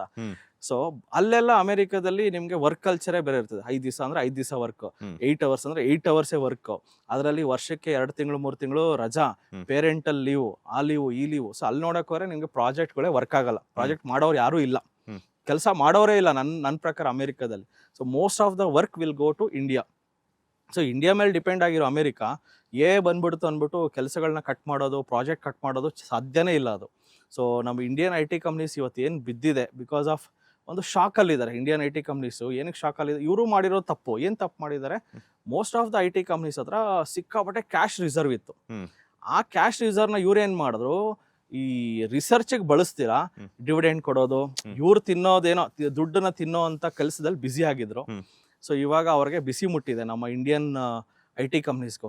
ಇವಾಗ 100% ನಮ್ಮ ಇಂಡಿಯನ್ ಕಂಪ್ನೀಸ್ ಅವ್ರ ಹತ್ರ ಇರೋ ಕ್ಯಾಶ್ ರಿಸರ್ವ್ನ ರಿಸರ್ಚ್ಗೆ ಹಾಕಿ ಇವರೇ ಡೆವಲಪ್ ಮಾಡಿ ಇನ್ನೂ ನಮಗೆ, ನನ್ನ ಪ್ರಕಾರ ಇವಾಗ ಕಂಪ್ಯೂಟರ್ ಬಂದವಾಗ ಏನಂದ್ರೆ ಹೇಳಿ ಜನ, ಎಲ್ಲ ಕೆಲಸಗಳು ಹೋಗ್ಬಿಡುತ್ತೆ, ಕಂಪ್ಯೂಟ್ರೇ ಎಲ್ಲ ಮಾಡ್ಬಿಡುತ್ತೆ ಅಂದರು. ಅದರಿಂದ ಕೆಲಸಗಳು ಹೋಗ್ತಾ ಜಾಸ್ತಿ ಆಯ್ತೆ ಹೊರತು ಕಡಿಮೆ ಆಗಲಿಲ್ಲ. ಸ್ಟಾರ್ಟಿಂಗಲ್ಲಿ ಒಂದು ರೇಂಜಲ್ಲಿ ಅಫೆಕ್ಟ್ ಮಾಡುತ್ತೆ, ಎಸ್ಪೆಷಲಿ IT ಎಂಪ್ಲಾಯೀಸ್ಗೆ, not for the companies. But ಹೋಗ್ತಾ ಇಂದ ಇನ್ನೂ ಕೆಲಸಗಳು ಇನ್ನೂ ಜಾಸ್ತಿ ಸಿಗುತ್ತೆ ಹೊರತು ಕಡಿಮೆ ಅಂತೂ ಆಗಲ್ಲ ಅಂತ ನನ್ನ ಅಭಿಪ್ರಾಯ. ಅಂದ್ರೆ ಇವಾಗ ನೀವು ಹೇಳೋ ಪ್ರಕಾರ ಏನಂತಂದ್ರೆ ಇಂದ ಅನುಕೂಲಗಳು ಜಾಸ್ತಿ ಇರುತ್ತೆ, ಬಟ್ ಏನಂತಂದ್ರೆ ಸ್ಯಾಲ್ರಿ ಕಡಿಮೆ ಆಗುತ್ತೆ. ಬಿಕಾಸ್ ಅದು ಜಾಸ್ತಿ ಕೆಲಸ ಮಾಡ್ತಾ ಇದೆ. ಸೊ ಒಂದು ನಾವೇನು ಇವಾಗ 3 lakhs ನನ್ನ ಫ್ರೆಂಡ್ಸ್ಗೆ ಇವತ್ತು ಬೆಂಗಳೂರಿನಲ್ಲಿ ನನ್ನ BE ಫ್ರೆಂಡ್ಸ್ಗೆ 2.5-3 lakhs ಸ್ಯಾಲ್ರಿ ಇದೆ. ಅವ್ರ ಸ್ಯಾಲ್ರಿ ಕಟ್ ಆಗೋ ಚಾನ್ಸಸ್ ತುಂಬ ಇರುತ್ತೆ. ಸೊ ಈ ಸ್ಯಾಲ್ರಿ ಕಟ್ ಆದ್ಮೇಲೆ ಈಗ ಏನಾಗುತ್ತೆ ಅಂತಂದ್ರೆ, ಇವಾಗ ಬರುವಂತಹ ಸೇವಿಂಗ್ಸ್ ಅಮೌಂಟ್ ಅಲ್ಲಿ ಏನಾದ್ರು ಒಂದು ಸ್ಟಾಕ್ ಮಾರ್ಕೆಟ್ ಮೇಲೆ ಇನ್ವೆಸ್ಟ್ ಮಾಡುವಂತದ್ದಾಗಿರ್ಬೋದು, ಏನಾದ್ರು ಒಂದು, ಯಾಕಂತಂದ್ರೆ ಎಷ್ಟು ದಿನ ಅಂತ ನಾವು ಸ್ಯಾಲ್ರಿನೇ ನಂಬ್ಕೊಂಡಿರಕ್ಕಾಗುತ್ತೆ. ಸಾಕಷ್ಟು ಒಂದು ಗೊಂದಲಗಳಿರುತ್ತೆ. ಯಾಕಂತಂದ್ರೆ ಒಬ್ಬರ ಅಂಡರಲ್ಲಿ ಕೆಲಸ ಮಾಡೋದಕ್ಕಿಂತ ನಾನು ಓನರ್ ಆಗಬೇಕು ಅನ್ನುವಂಥದ್ದು ಸಾಕಷ್ಟು ಜನರಿಗಿರುತ್ತೆ. ಅದೇ ರೀತಿ ಇನ್ವೆಸ್ಟ್ಮೆಂಟ್ ವೈಸ್ ಅಂತ ಬಂದಾಗ, ಸೊ ಸ್ಯಾಲ್ರಿ ಕಟ್ ಆದಾಗ ಅಮೌಂಟ್ ಅನ್ನೋದು, ಬಜೆಟ್ ಅನ್ನೋದು ಕಡಿಮೆ ಆಗ್ಬಿಡುತ್ತೆ. ಸೊ ಕಡಿಮೆ ಬಜೆಟ್ನ ಸ್ಟಾಕ್ ಮಾರ್ಕೆಟಲ್ಲಿ ಇನ್ವೆಸ್ಟ್ ಮಾಡಬಹುದಾ, ಅದನ್ನು ಯಾವ ರೀತಿ ತಗೋಬಹುದು, ಅದರಿಂದ ಯಾವ ರೀತಿ ಲಾಭ ಗಳಿಸಬಹುದು ಅಂತ? ಸೊ ಡೆಫಿನೆಟ್ಲಿ, ಸೊ ಒಳ್ಳೆ ಪ್ರಶ್ನೆ ಅಂತ ಹೇಳ್ಬೋದು. ಸೊ ಇವಾಗ ಬರ್ತಾ ಇದೆ, ನೀವು ಹೇಳ್ದಂಗೆ ನಾನು ಹೇಳ್ದಂಗೆ ಸ್ಯಾಲ್ರಿಗಳು ಕಟ್ ಆಗೋ ಚಾನ್ಸಸ್ ಇದೆ. ಇವನ್ ಕೆಲಸನೂ ಕಳ್ಕೊಳ್ಳೋ ಚಾನ್ಸ್ ಇರುತ್ತೆ. ಸೊ ಯಾವ ಕೆಲಸ ಕಳ್ಕೊಳ್ಳೋ ಚಾನ್ಸ್ ಇರುತ್ತೆ ಅಂದರೆ, ತುಂಬ ರೊಟೀನ್ ವರ್ಕ್ ಇರುತ್ತಲ್ಲ, ಸಿಂಪಲ್ ವರ್ಕ್, ಅದೇ ABCD ಸಿಂಪಲ್ ಅಂದರೆ ಸಿಂಪಲ್ ಕೋಡಿಂಗ್ ಮಾಡೋದೆಲ್ಲ ಕೆಲಸಗಳು ಹೋಗೋ ಚಾನ್ಸಸ್ ಇರುತ್ತೆ. ಯಾರು ಕಾಂಪ್ಲೆಕ್ಸ್ ವೇರ್ ಹ್ಯೂಮನ್ ಇಂಟರ್ವೆನ್ಷನ್ ಬೇಕೇ ಬೇಕು ಅನ್ನೋ ಪ್ರಾಜೆಕ್ಟ್ಸ್ ಅಂತೂ ಡೆಫಿನೆಟ್ಲಿ ನಡೆಯುತ್ತೆ. ಸೊ ಲೆಟ್ಸೇ ನನಗೆ ತಿಂಗಳಿಗೆ ಒಂದು 15,000 ರೂಪಾಯಿ ಉಳಿಸೋಷ್ಟು ಶಕ್ತಿ ಇದೆ. ನನಗೆ 2 lakhs ಸ್ಯಾಲ್ರಿ ಇದೆ. ಅದರಲ್ಲಿ ಹೋಮ್ ಲೋನು ಅದು ಇದು ಎಲ್ಲನೂ ಮಾಡ್ಕೊಂಡ್ಬಿಟ್ಟಿರ್ತಾರೆ. IT ಎಂಪ್ಲಾಯೀಸ್ ಮೇನ್ ಪ್ರಾಬ್ಲಮ್ ಅಂದರೆ ಅವ್ರಿಗೆ ಫಿನಾನ್ಷಿಯಲ್ ಲಿಟ್ರಸಿ ಇರಲ್ಲ. ಸೊ ದುಡ್ಡು ಬರ್ತಾ ಇದೆ ಖರ್ಚು ಮಾಡು, ಬಟ್ ಆ ದುಡ್ಡು ಬರೋದು ನಿಂತೋಗುತ್ತೆ ಅಂತ ಅವ್ರಿಗೆ ಗೊತ್ತೇ ಇಲ್ಲ. ಅವ್ರು ಕಮ್ಮಿ ಆಗ್ಬೋದು ಅಂತಲೂ ಅವ್ರಿಗೆ ಗೊತ್ತಿಲ್ಲ. ಬಿಕಾಸ್ ಅವರು ಒಂದು ಲೈಫ್ ಸ್ಟೈಲೇ ವೀಕೆಂಡ್ ಲೈಫ್ ಸ್ಟೈಲಲ್ಲಿ ಇರ್ತಾರೆ. So it's right time to get alert. ಇವತ್ತು ನೀವು ಎಚ್ಚರಿಕೆ ಆಗಿಲ್ಲ ಈ ವಿಡಿಯೋ ನೋಡಿದ್ಮೇಲೆ ಅಂದರೆ definitely you are going to suffer later. 15,000 ರೂಪಾಯಿ ತಿಂಗಳಿಗೆ SIP, ಸಿಸ್ಟಮ್ಯಾಟಿಕ್ ಇನ್ವೆಸ್ಟ್ಮೆಂಟ್ ಪ್ಲಾನ್, ಮಾರ್ಕೆಟಲ್ಲಿ ಷೇರು ಮಾರ್ಕೆಟಲ್ಲಿ ಹೂಡಿಕೆ ಮಾಡೋದು. 15,000 15 ವರ್ಷ ಮಾಡಿದ್ರೆ ಮಾರ್ಕೆಟಲ್ಲಿ 15% ಆವ್ರೇಜ್ ರಿಟರ್ನ್ಸ್ ಕೊಟ್ಟರು, ಮಾರ್ಕೆಟಲ್ಲಿ 12-15% ಆವ್ರೇಜ್ ರಿಟರ್ನ್ಸ್ ಕೊಡುತ್ತೆ. ಅಷ್ಟು ಕೊಟ್ಟರೆ ನಿಮ್ಮ ಹತ್ರ ನೆಕ್ಸ್ಟ್ 15 yearsಲ್ಲಿ 1 CR ದುಡ್ಡು ಇರ್ತದೆ. ಸೊ IT ಎಂಪ್ಲಾಯೀಸ್ಗೆ ನಾನು ಹೇಳೋದಂದರೆ, ನೀವು ಎಷ್ಟು ಅರ್ನ್ ಮಾಡ್ತೀರಾ, ತಿಂಗಳಿಗೆ 1 ಲಕ್ಷ 1.5 ಲಕ್ಷ 2 ಲಕ್ಷ ದುಡಿತೀರಾ, ಅದರಲ್ಲಿ 30%, 1 ಲಕ್ಷ ಆದರೆ 30,000, 2 ಲಕ್ಷ ಆದರೆ 60,000 ರೂಪಾಯಿನ ನೀವು ಉಳಿಸಿದ್ರೆ, ಉಳಿಸೋದಲ್ಲ ಹೂಡಿಕೆ ಮಾಡಿದ್ರೆ ಈ ದುಡ್ಡು ನಿಮ್ಮನ್ನು ಸಾಕುತ್ತೆ, ನಿಮ್ಮನ್ನು ಕಷ್ಟ ಕಾಲದಲ್ಲಿ ನಿಮ್ಗೆ ಆಗುತ್ತೆ. ಆ್ಯಂಡ್ ನೀವು ಇವನ್ ಒಂದು 10-15 ವರ್ಷ ಡಿಸಿಪ್ಲೈನ್ಡ್ ಆಗಿ ಲೆಟ್ಸೆ ಒಂದು 60,000 ರೂಪಾಯಿ ಇಲ್ಲ 30,000 ರೂಪಾಯಿ ಇಟ್ಕೊಳ್ಳೋಣ ಸರ್. 30,000 ರೂಪಾಯಿನ ನೀವು ನೆಕ್ಸ್ಟು 15 ವರ್ಷ ಉಳಿಸ್ಕೊಂಡು ಹೂಡಿಕೆ ಮಾಡ್ಕೊಂಡು ಹೋದ್ರೂ 2 CR ದುಡ್ಡು ಇರ್ತದೆ. ಆ 2 CR ಅಲ್ಲೇ ಅವ್ರ ಜೀವನ ನಡೆಸ್ಬೋದು. ಅದಕ್ಕೂ ಸಹ ನನ್ನ ಹತ್ರ SWP, STP ತುಂಬ ಆಪ್ಷನ್ಸ್ಗಳಿದ್ದಾವೆ. ಸೊ SWP ಅಂದರೆ ಜಸ್ಟ್ ಒಂದು ಉದಾಹರಣೆ ಕೊಡ್ತೀನಿ. ನಿಮ್ಮ ಹತ್ರ ಇವತ್ತು 100 ರೂಪಾಯಿ ದುಡ್ಡಿದೆ, ನಿಮಗೆ ತಿಂಗಳಿಗೆ 80 ಪೈಸಾ ಅಷ್ಟು ದುಡ್ಡನ್ನು ವಿಡ್ರಾ ಮಾಡ್ಬೋದು. ಅಂದರೆ if you have 50 lakh rupees, ತಿಂಗಳಿಗೆ 40,000 ರೂಪಾಯಿ ನೀವು ನಿಮ್ಮ ಹಣ, ನಿಮ್ಮ ದುಡ್ಡಲ್ಲೇ 40,000 ರೂಪಾಯಿ ವಿಡ್ರಾ ಮಾಡ್ಬೋದು. ಅದನ್ನು SWP ಅಂತ ಕರೀತಾರೆ. ಸೊ ಎಷ್ಟು ಲೆಟ್ಸ್ 20 ವರ್ಷ ನೀವು ವಿಡ್ರಾ ಮಾಡಿದ್ರು, ನೀವು ವಿಡ್ರಾ ಮಾಡೋದ್ರು ರಫ್ಲಿ ಸೊ ಕ್ಯಾಲ್ಕುಲೇಟರ್ ಪ್ರಕಾರ ನಾನು ಹೇಳ್ತಾ ಇದ್ದೀನಿ, ಜಸ್ಟ್ ನಾನು SWP ಕ್ಯಾಲ್ಕುಲೇಟರ್ ಪ್ರಕಾರ ಹೇಳಿದ್ರು ಲೆಟ್ಸೆ ಇವತ್ತು ನಿಮ್ಮ ಹತ್ರ 50 ಲಕ್ಷ ದುಡ್ಡು ಕೂಡಿಟ್ಟಿರ್ತೀರ. So and you want to retire, ನಿಮ್ಗೆ ಅನಿಸ್ತಾ ಇದೆ ನಾನು ರಿಟೈರ್ ಆಗ್ಬೇಕು ಸರ್, ನನಗೆ ಇನ್ನು ಕೆಲ್ಸಕ್ಕೆ ಹೋಗಕ್ಕೆ ಆಗ್ತಾ ಇಲ್ಲ, ನಾನೇನೋ ಬೇರೆ ಪ್ಯಾಷನ್ ಏನೋ ಇದೆ ಅದನ್ನೇನೋ ಮಾಡ್ಕೋಬೇಕು. ಬಟ್ ಏನು ಪ್ರಾಬ್ಲಮ್ ಆಗುತ್ತೆ ಅಂದರೆ ಫ್ಯಾಮಿಲಿ, ಮಕ್ಕಳು ನೋಡ್ಕೋಬೇಕು. ಒಂದು ಫಿಕ್ಸ್ಡ್ ಇನ್ಕಮ್ ಬರೋರಿಗೆ ಕೆಲಸ ಬಿಟ್ಟು ಬೇರೆ ಏನೋ ಮಾಡೋದಕ್ಕೆ ಸಾಧ್ಯನೇ ಇಲ್ಲ. ಅದಕ್ಕಂತಾನೆ ಒಂದು ವರ ಇದೆ, ಅದೇ SWP, systematic withdrawal plan. Let's 50 lakh ನೀವು ಇನ್ವೆಸ್ಟ್ ಮಾಡಿ ತಿಂಗಳ 40,000 ರೂಪಾಯಿ ನೀವು ವಿಡ್ರಾ ಮಾಡಿದ್ರು ನೀವು 20 ವರ್ಷದಲ್ಲಿ 96 ಲಕ್ಷ ವಿಡ್ರಾ ಮಾಡಿರ್ತೀರ. ಸ್ಟಿಲ್ ನಿಮ್ಮ ಹತ್ರ ಒಂದು 5-5.5 ಕೋಟಿ ದುಡ್ಡು ಮಿಕ್ಕಿರುತ್ತೆ. So that is a magic of compounding. And even though are withdrawing some funds, still ನಿಮ್ಮ ಫಂಡ್ಸ್ ಅಷ್ಟು ಬೆಳೆದಿರುತ್ತೆ. 50 ಲಕ್ಷ 5 ಕೋಟಿನೂ ಆಯಿತು, ಜೊತೆಗೆ ನೀವು 96 ಲಕ್ಷ ವಿಡ್ರಾನೂ ಮಾಡಿದ್ದೀರಾ, ಫ್ಯಾಮಿಲಿನೇ ಸೆಕ್ಯೂರ್ಡು. ಸೊ ಈ ಥರ ತುಂಬ ಆಪ್ಷನ್ಸ್ಗಳಿದೆ ಮಾರ್ಕೆಟಲ್ಲಿ. ಸೊ ಇದ್ರ ಬಗ್ಗೆ ಡೀಪಾಗಿ ಅರ್ಥ ಮಾಡ್ಕೋಬೇಕು. ಮಾತಾಡ್ತಾ ಆಗ್ಲೇ ಗೋಲ್ಡ್ ಬಗ್ಗೆನೂ ಕೂಡ ಮಾತಾಡಿದೆ. ಅಮೆರಿಕದಲ್ಲಿ 8,000 ಇದೆ, ಅದರಲ್ಲಿ ನಮ್ಮ ಭಾರತದಲ್ಲಿ 800 ಕೂಡ ಇಲ್ಲ ಅಂತ. ಸೊ ಅಲ್ಲಿ 8,000 ಅಂತಂದ್ರೆ ಇಲ್ಲಿ 1,000 ಕೂಡ ಇಲ್ಲ. ಸೊ ಗೋಲ್ಡ್ ರೇಟ್ ಅಲ್ಲಿ ವೇರಿಯೇಷನ್ಸ್ ಕಾಣ್ತಾ ಇರುವಂತದ್ದು ಸಾಕಷ್ಟು ನಮ್ಮ ಭಾರತದ ಗೃಹಿಣಿಯರಿಗೆ ಒಂದು ತಲೆಬಿಸಿ ಆಗಿರುವಂತದ್ದು. ಸೊ ಯಾವಾಗ ತಗೊಳ್ಳೋಣ, ಹೇಗೆ ತಗೊಳ್ಳೋಣ, ಹೆಂಗಾಗುತ್ತೆ, ಯಾವಾಗ ತಗೋಬಹುದು ಅನ್ನುವಂಥದ್ದು ಸಾಕಷ್ಟು ಕ್ವಶನ್ ಮಾರ್ಕ್, ಯಕ್ಷ ಪ್ರಶ್ನೆಯಾಗಿ ಕಾಡ್ತಾ ಇದೆ. ಸೊ ಗೋಲ್ಡ್ ಬಗ್ಗೆ ಹೇಳೋದಾದ್ರೆ, ಗೋಲ್ಡ್ಗೂ ಸ್ಟಾಕ್ ಮಾರ್ಕೆಟ್ಗೂ ಯಾವ ರೀತಿ ಇಂಪ್ಯಾಕ್ಟ್ ಆಗುತ್ತೆ ಅನ್ನೋದ್ರ ಬಗ್ಗೆ ಹೇಳೋದಾದ್ರೆ ಸರ್, ನಮ್ಮ ದೇಶದ ಗೃಹಿಣಿಯರ ಬಗ್ಗೆ ನಾವು ಮೆಚ್ಕೊಳ್ಳೇಬೇಕು. They have done a great job. ಅಂದರೆ ನಾನು ಅವಾಗೆ ರಿಸರ್ವ್ಸ್ ಬಗ್ಗೆ ಮಾತಾಡ್ತಾ ಇದ್ರೆ, ಗೌರ್ಮೆಂಟ್ ರಿಸರ್ವ್ಸ್ ಅಮೆರಿಕದ ಹತ್ರ 8,000 ಟನ್ ಇದೆ, ನಮ್ಮ ಹತ್ರ ಬರೀ 800 ಟನ್ ಇದೆ. ಬಟ್ ನಮ್ಮ ಇವ್ರದ್ದು ಏನು ಜನಸಾಮಾನ್ಯ ರಿಸರ್ವ್ಸ್ ಬಗ್ಗೆ ನಾವು ಮಾತಾಡಿಲ್ಲ. ಸೊ US ಅಲ್ಲಿ ಜನಸಾಮಾನ್ಯರ ಹತ್ರ 16,000 ಟನ್ ಇದ್ರೆ, ನಮ್ಮ ಭಾರತದಲ್ಲಿ 25,000 ಟನ್ ಬಂಗಾರ ನಮ್ಮ ಜನಸಾಮಾನ್ಯರ ಹತ್ರ ಇದೆ. ಯೋಚನೆ ಮಾಡಿ, ಇಡೀ ಪ್ರಪಂಚದಲ್ಲಿ ಜನಗಳ ಹತ್ರ ಹೈಯೆಸ್ಟ್ ಬಂಗಾರ ಇರೋದು ಭಾರತನೇ, ನೋ ಅದರ್ ಕಂಟ್ರಿ. ಸೊ ನೀವು ನೋಡಿರ್ತೀರ ಮದುವೆಯಲ್ಲೆಲ್ಲ ನೆಕ್ಲೆಸ್ ಹಾಕೊಳ್ಳೋದೇನು, ಬಳೆ ಹಾಕೊಳ್ಳೋದೇನು, ಅದು ನಮ್ಮ ಸಂಪ್ರದಾಯ, ಅದು ಅಷ್ಟು ವರ್ಷಗಳಿಂದ ನಡ್ಕೊಂಡು ಬಂದಿದೆ. ಸೊ ಇವತ್ತಿಗೂ ಸಹ ನಮ್ಮ ದೇಶದಲ್ಲಿ ರಾಜ ಪದ್ಧತಿ ಇಲ್ಲಾಂದ್ರೂ ನಮ್ಮ ಜನಗಳು ನಾನೇ ರಾಜ ನಾನೇ ರಾಣಿ ಅಂತ ಬದುಕ್ತಾ ಇದ್ದಾರೆ. Yes, really hats off. But ನಿಮ್ಮ ಮೈಂಡ್ ಸೆಟ್ಗೆ ಒಂದು ಫಿನಾನ್ಷಿಯಲ್ ಆಗಿ ಹೇಳಬೇಕಂದ್ರೆ, ನೀವು ಗೋಲ್ಡ್ ರೇಟು ಮೇಲಕ್ಕೆ ಹೋಗ್ತಾ ಇದೆ, ಏನಕ್ಕೆ ಹೋಗ್ತಾ ಇದೆ ಅಂತ ರೀಸನ್ನ ಹುಡುಕಿದ್ರೆ, most of the central banks of the world, especially the China central banks ಅಂದರೆ ಆ ದೇಶದ ಮೇನ್ ಬ್ಯಾಂಕ್. ಅಂದರೆ ನಮ್ಮ ದೇಶದಲ್ಲಿ RBI ಥರ ಇರೋದೇ, ಪ್ರತಿ ದೇಶದಲ್ಲೂ ಅವ್ರವ್ರದ್ದು RBI ಬ್ಯಾಂಕ್ಸ್ ಥರ ಅವ್ರವ್ರದ್ದು ಸೆಂಟ್ರಲ್ ಬ್ಯಾಂಕ್ಸ್ ಇರುತ್ತೆ. ಇವ್ರೇನು ಮಾಡೋಕ್ಕೆ ಸ್ಟಾರ್ಟ್ ಮಾಡಿದ್ರು, ಅವ್ರ ಕರೆನ್ಸಿನ ಸ್ವಲ್ಪ ವ್ಯಾಲ್ಯೂಯೇಷನ್ಸ್ ಇಂಪ್ರೂವ್ ಮಾಡ್ಕೊಳ್ಳೋದಕ್ಕೆ ಗೋಲ್ಡ್ ರಿಸರ್ವ್ಸ್ನ ಸಿಕ್ಕಾಪಟ್ಟೆ ತಗೊಂಡ್ರು. ಆ್ಯಂಡ್ ಇಲ್ಲಿ ಚೈನಾದು ಒಂದು ಕುತಂತ್ರ ಏನಂದರೆ, ಸೊ ವರ್ಲ್ಡ್ಸ್ದು ಹೈಯೆಸ್ಟ್ ರಿಸರ್ವ್ ಇರೋ ಕರೆನ್ಸಿ ಬಂದು ಡಾಲರ್. ಈ ಡಾಲರ್ಗಿಂತ ಗೋಲ್ಡ್ ರಿಸರ್ವ್ಸ್ ಜಾಸ್ತಿ ಆಗಬೇಕು, gold should be the highest valuation ಇರೋ ಕರೆನ್ಸಿ ಆಗಬೇಕು, or gold valuation should reach such a level, dollar second ಪ್ಲೇಸಿಗೆ ಬರಬೇಕು ಅಂತ ಒಂದು ಮೈಂಡ್ ಸೆಟ್ಟಲ್ಲೇ ಅವರು ಗೋಲ್ಡ್ನ ಸಿಕ್ಕಾಪಟ್ಟೆ ಬೈ ಮಾಡೋಕ್ಕೆ ಸ್ಟಾರ್ಟ್ ಮಾಡಿದ್ರು. ಸೊ ನಿಮ್ಗೆ ಗೊತ್ತಿದೆ, ಲಾಸ್ಟ್ 1.5 ಇಯರಿಂದ ಗೋಲ್ಡ್ ಪ್ರೈಸಸ್ಸು 6,000 ಇದ್ದಿದ್ದು ಇವತ್ತು 13, 14, 15 ಹತ್ರ ಹೋಗಿ ನಿಂತಿದೆ. ಡಬಲ್ ಆಗಿ ತುಂಬ ಜನ ಖುಷಿಪಟ್ಟು ಮಾರ್ಕೊಳ್ಳೋರು 15,000ದಲ್ಲಿ ಮಾರ್ಕೊಂಡಿದ್ದಾರೆ. Which is I say it's business point ನೋಡೋಕೋರೆ you are done a great job. ಯಾರು 6,000ದಲ್ಲಿ ತೊಗೊಂಡು 15,000 ರೂಪಾಯಿಗೆ ಮಾರ್ಕೊಂಡಿದ್ರೋ ನೀವು ಎಕ್ಸಲೆಂಟ್ ಜಾಬ್ ಮಾಡಿದ್ದೀರ. ಬಟ್ ಇವಾಗ ಮತ್ತೆ ಅದು ಹೆಂಗೆ ಅನಿಸುತ್ತೆ, ಮತ್ತೆ ಆ ಎಮೋಷನ್ ಇದೇ ಇರುತ್ತೆ, ನಾನು ಮಾರ್ಬಿಟ್ಟೆ ಬಟ್ ನನಗೆ ಗೋಲ್ಡ್ ಬೇಕೇ ಬೇಕು. ಪ್ರತಿಯೊಬ್ಬರು ನಿಮ್ಮ ಫ್ಯಾಮಿಲಿಯಲ್ಲಿ ಅಟ್ಲೀಸ್ಟ್ ಒಂದು 200 ಗ್ರಾಮ್ ಗೋಲ್ಡ್ ಆದರೂ ತಗೊಳ್ಳಿ.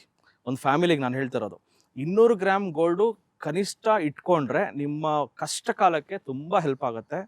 ಸೊ ಹಳೆ ಕಾಲದಲ್ಲಿ ನೀವು ನೋಡಿರ್ಬೋದು, ಸ್ವಲ್ಪ ಕಮ್ಯುನಿಟಿ ಹೆಸರು ಬೇಡ, ಜಸ್ಟ್ ಆ ಕಮ್ಯುನಿಟಿಯಲ್ಲಿ ನೀವು 100 ಕಾಸಿನ ಸರ ಹುಡುಗಿಗೆ ಹಾಕಿದ್ರೆ ಮಾತ್ರ ಮದುವೆ ಮಾಡ್ಕೊಳ್ಳೋರು. ಏನಕ್ಕೆ ಅಂತ ನಾನು ಕೇಳಿದೆ ಒಬ್ಬರಿಗೆ, 100 ಕಾಸಿನ ಸರ ಹಾಕಿಲ್ಲ ಅಂದ್ರೆ ಹೆಣ್ಣು ಕೊಡಲ್ಲಪ್ಪ ನಮ್ಮ ಕ್ಯಾಸ್ಟಲ್ಲಿ. ಏನಕ್ಕಂದರೆ ಗಂಡ ಏನಾದರೂ ತೀರ್ಕೊಂಡ್ರು ಒಂದೊಂದು ಕಾಸು ಮಾರ್ಕೊಂಡ್ರು ಒಂದೊಂದು ತಿಂಗಳು ಜೀವನ ಮಾಡ್ಬೋದು, 10 ವರ್ಷ ಜೀವನ ಮಾಡ್ಬೋದು. ಆ ಒಂದು ಸೇಫ್ಟಿಗೋಸ್ಕರ ಗೋಲ್ಡು ನೀವು ಎಷ್ಟೇ ತೊಗೊಂಡ್ರು ಸೇಫ್ಟಿ ಪಾಯಿಂಟಲ್ಲಿ ತೊಗೊಳ್ಳಿ. ಸೊ ಅಟ್ ಪ್ರೆಸೆಂಟ್ ಇನ್ವೆಸ್ಟ್ಮೆಂಟ್ ತೊಗೊಳ್ತೀನಿ, ಇನ್ವೆಸ್ಟ್ಮೆಂಟ್ ಅದು ತೊಗೊಂಡು ಮತ್ತೆ ಡಬಲ್ ಆಗುತ್ತೆ ಅನ್ನೋದು ಅಸಾಧ್ಯ. ಇವಾಗ 16,000 ರೂಪಾಯಲ್ಲಿರೋ ಗೋಲ್ಡ್ 32,000 ರೂಪಾಯಿಗೆ ಹೋಗೋದಕ್ಕೆ it will take some time, may be 2 years 3 ಇಯರ್ಸೂ ಆಗ್ಬೋದು, 5 ಇಯರ್ಸೂ ಆಗ್ಬೋದು. ಅಟ್ ಪ್ರೆಸೆಂಟ್ ನಿಜವಾಗ್ಲೂ ನೀವು ಗೋಲ್ಡ್ ಮೇಲೆ ಇನ್ವೆಸ್ಟ್ ಮಾಡಬೇಕಂದ್ರೆ ಪ್ರತಿ ತಿಂಗಳು ಒಂದು SIP ಮೋಡ್ ಅಂತ ಕರೀತಾರೆ. ಪ್ರತಿ ತಿಂಗಳು 2,000, 3,000, 5,000 ವಾಟ್ ಎವರ್ ನಿಮ್ಮ ಕೈಲಿ ಆದಷ್ಟು, ನಿಮ್ಮ ಸಂಪಾದನೆ ಎಷ್ಟಿದೆಯೋ ನಿಮ್ಮ ಸಂಪಾದನೆಯಲ್ಲಿ 1% ಇಲ್ಲ 2% ಅಷ್ಟು ಗೋಲ್ಡನ್ನ ತಗೊಳ್ಳಿ. ಇಲ್ಲ ಸಿಲ್ವರ್ ಮೇಲೆ ಒಂದು ಸ್ವಲ್ಪ ಹಾಕಿ. ಸಿಲ್ವರ್ ಗೋಲ್ಡ್ ಕಂಪೇರ್ ಮಾಡಿಕೊಂಡ್ರೆ ನನ್ನ ಓಟ್ ಯಾವತ್ತಿದ್ರೂ ಗೋಲ್ಡ್ ಮೇಲೆ ಇರ್ತದೆ, ಸಿಲ್ವರ್ ಮೇಲೆ ನಾನು ಓಟ್ ಹಾಕಲ್ಲ. ಬಿಕಾಸ್ ಸಿಲ್ವರಲ್ಲಿ ಏನಾಗುತ್ತೆ, ನೀವು ಸಿಲ್ವರ್ ತೊಗೊಳ್ತೀರಾ, ಮಾರಕ್ಕೆ ಹೋಗ್ತೀರಾ, 40% ವೇಸ್ಟೇಜ್ ಹೋಗ್ಬಿಡುತ್ತೆ. ಅದು ತುಂಬ ಜನಕ್ಕೆ ಗೊತ್ತಿಲ್ಲ. ಸಿಲ್ವರ್ ಅಂತಾರೆ, ಬಟ್ ಅದರಲ್ಲಿ ರಿಸ್ಕು ಅಷ್ಟೇ ಇರುತ್ತೆ. ಸೊ ಸಿಲ್ವರು EVಯಲ್ಲಿ ಯೂಸ್ ಮಾಡ್ತಾರೆ, ಅಲ್ಲಿ ಯೂಸ್ ಮಾಡ್ತಾರೆ, ಎಲೆಕ್ಟ್ರಿಕಲ್ ವೆಹಿಕಲ್ಸ್ ಅಂತ ಅದೆಲ್ಲೆಲ್ಲೋ ಟ್ರಾನ್ಸ್ಫಾರ್ಮರ್ಸಲ್ಲಿ MCB ಪ್ಯಾನಲ್ಸಲ್ಲಿ ಎಲ್ಲೆಲ್ಲೋ ಅದು ಐ ಅಗ್ರಿ. ಬಟ್ ಅದು ಎಷ್ಟು ಯೂಸ್ ಮಾಡ್ತಾರೆ ಹೇಳಿ, ಇಷ್ಟು ವರ್ಷ ಯೂಸ್ ಮಾಡದೇ ಇರೋದು ಇವಾಗ ಹೆಂಗೆ ಯೂಸ್ ಮಾಡಿಬಿಡ್ತಾರೆ. EVಯಲ್ಲಿ ಯೂಸ್ ಮಾಡ್ತಾರೆ ನೆಗ್ಲಿಜಿಬಲ್ ಕ್ವಾಂಟಿಟಿ. ಸೊ ಅದರಿಂದ ಸಿಲ್ವರ್ ಪ್ರೈಸಸ್ ಹೋಗ್ತಾ ಇದೆ ಅನ್ನೋದು ನನ್ನ ಪ್ರಕಾರ, ಈವನ್ ದೊಡ್ಡ ಅನಲಿಸ್ಟ್ಗಳ ಪ್ರಕಾರ ತಪ್ಪು. ಸೊ ಸಿಲ್ವರ್ನ ರಿಸರ್ವ್ ಮಾಡ್ಕೊಳ್ತಾ ಇದ್ದಾರೆ ಯಾರೋ ಒಬ್ಬರು, ಅದರಿಂದ ಮೇಲಕ್ಕೆ ಹೋಗ್ತಾ ಇದೆ ಹೊರತು ಏನು ನಮ್ಮ ದೇಶದಲ್ಲಿ EV ಕಾರ್ಸ್ ಏನು ಅಂಥ ಸಂಚಲನನೇ ಇಲ್ಲ. ಎಲ್ಲಿ ಏನು? ಸೊ ಸ್ವಲ್ಪ ಯೋಚನೆ ಮಾಡಿದ್ರೆ I always prefer gold over silver. So ಗೋಲ್ಡಲ್ಲಿ ಹೂಡಿಕೆ ಮಾಡಿ ಪ್ರತಿ ತಿಂಗಳು ಸ್ವಲ್ಪನೇ ಆನ್ಲೈನ್ ಮುಖಾಂತರ ಬಂಗಾರನ ತಗೊಳ್ಳಿ. ಅದನ್ನು ಗೋಲ್ಡ್ ಬೀಸ್ ಅಂತ ಕರೀತಾರೆ. ಡಿಮ್ಯಾಟ್ ಅಕೌಂಟನ್ನು ಓಪನ್ ಮಾಡಿ ಬಂಗಾರ ತಗೊಳ್ಳಿ. ಯಾವುದೇ ರೀತಿಯ ಆ್ಯಪ್ ನೀವು ನೋಡ್ತಿರಲ್ಲ ಅಡ್ವರ್ಟೈಸ್ಮೆಂಟ್, ಆ ಆ್ಯಪು ಈ ಆ್ಯಪು ಅಲ್ಲೆಲ್ಲೋ ನೋಡಿದೆ ಸರ್ ಅಂತ, ದಯಮಾಡಿ ಆ್ಯಪ್ಗಳಲ್ಲಿ ಗೋಲ್ಡ್ ತೊಗೋಬೇಡಿ. ಅಲ್ಲಿ ಗೋಲ್ಡ್ ನೀವೇನು ತೊಗೊಳ್ತಿರಲ್ಲ ಅದಕ್ಕೆ ಕೊಲ್ಯಾಟ್ರಲ್ ಆಗಿ ರಿಸರ್ವ್ ಗೋಲ್ಡ್ ಇಡಬೇಕು. ಅವ್ರು ಏನಾದ್ರು ಇಟ್ಟಿಲ್ಲ ಅಂದರೆ ನಾಳೆ ದಿವಸ ನಿಮಗೆ ಸಿಕ್ಕಾಪಟ್ಟೆ ನಿಮ್ಮ ಹಾಕಿರೋ ಬಂಡವಾಳನೇ ಕಳ್ಕೊಳ್ಳೋ ಚಾನ್ಸ್ ಇರುತ್ತೆ. ಅದರಿಂದ ಡಿಮ್ಯಾಟ್ ಅಕೌಂಟ್ ಓಪನ್ ಮಾಡಿ ಗೋಲ್ಡ್ ತೊಗೊಳ್ಳೋದು 100% ಸೇಫ್ ಇರುತ್ತೆ. ಬಿಕಾಸ್ RBI SEBI ಎಲ್ಲ ನಿಮಗೆ ಹೆಲ್ಪ್ ಮಾಡುತ್ತೆ ಇನ್ ಕೇಸ್ ಆಫ್ ಫ್ರಾಡೇ ಆಗಲ್ಲ ನನ್ನ ಪ್ರಕಾರ. ಡಿಮ್ಯಾಟ್ ಮುಖಾಂತರ ತಗೊಳ್ಳಿ. ಡಿಮ್ಯಾಟ್ ಬಿಟ್ಟು ಆನ್ಲೈನಲ್ಲಿ ಅದೇನೋ ಬೇರೆ ಆ್ಯಪ್ಸ್ ಇದೆ, ಥರ್ಡ್ ಪಾರ್ಟಿ ಆ್ಯಪ್ಸನ್ನು ದಯಮಾಡಿ ಅಲ್ಲಿ ತೊಗೊಳಕ್ಕೆ ಹೋಗಬೇಡಿ. ಫಿಸಿಕಲ್ ಗೋಲ್ಡ್ ಅಂತೂ ತೊಗೊಳಕ್ಕೆ ಹೋಗಬೇಡಿ. ಅದು ಏನೋ ನಮ್ಮ ದೇಶದಲ್ಲಿ ಬುಲಿಯನ್ ತೊಗೊಳ್ಳಲ್ಲ, ಅಂಗಡಿಗೆ ಹೋಗಿ ಬುಲಿಯನ್ ಬಿಸ್ಕೆಟ್ ಆ ಥರ ಏನೂ ತೊಗೊಳ್ಳಲ್ಲ. ಇವ್ರೇನು ಮಾಡ್ತಾರೆ, ಒಡವೆ ತೊಗೊಳ್ತಾರೆ.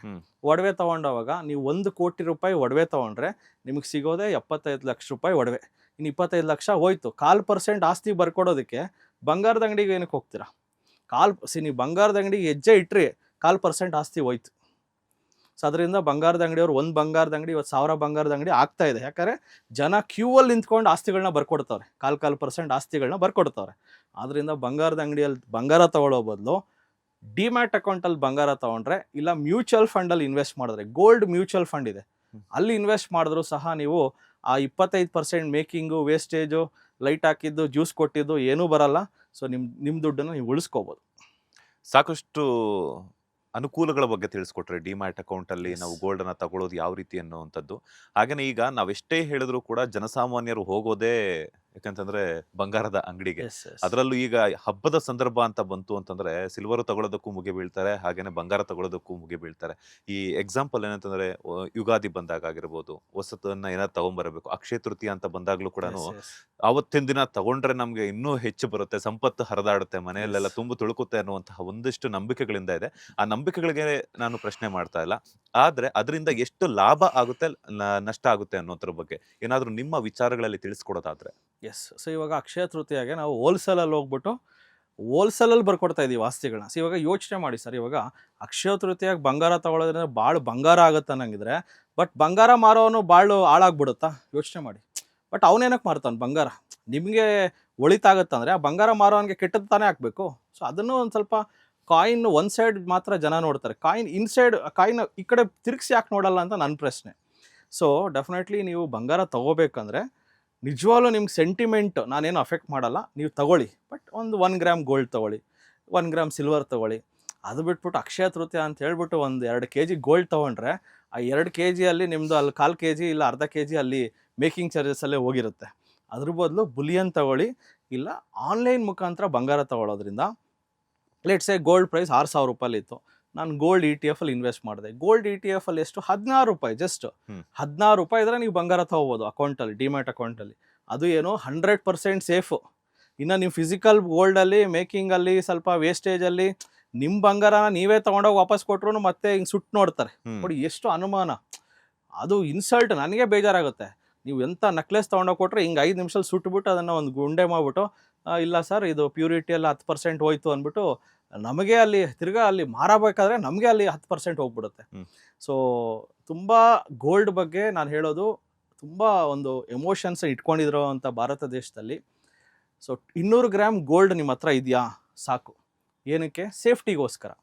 ಸೊ ಅದು ಬಿಟ್ಟು ನೀವು ಏನೋ ಇನ್ವೆಸ್ಟ್ಮೆಂಟ್ ಪರ್ಪಸ್ ಮಾಡ್ತೀನಿ ಅಂತ ನಿಮ್ಮ ಮೈಂಡಲ್ಲಿದ್ದರೆ, instead of physical gold go with digital gold. ಇಷ್ಟೇ ನನ್ನ ಅನಿಸಿಕೆ.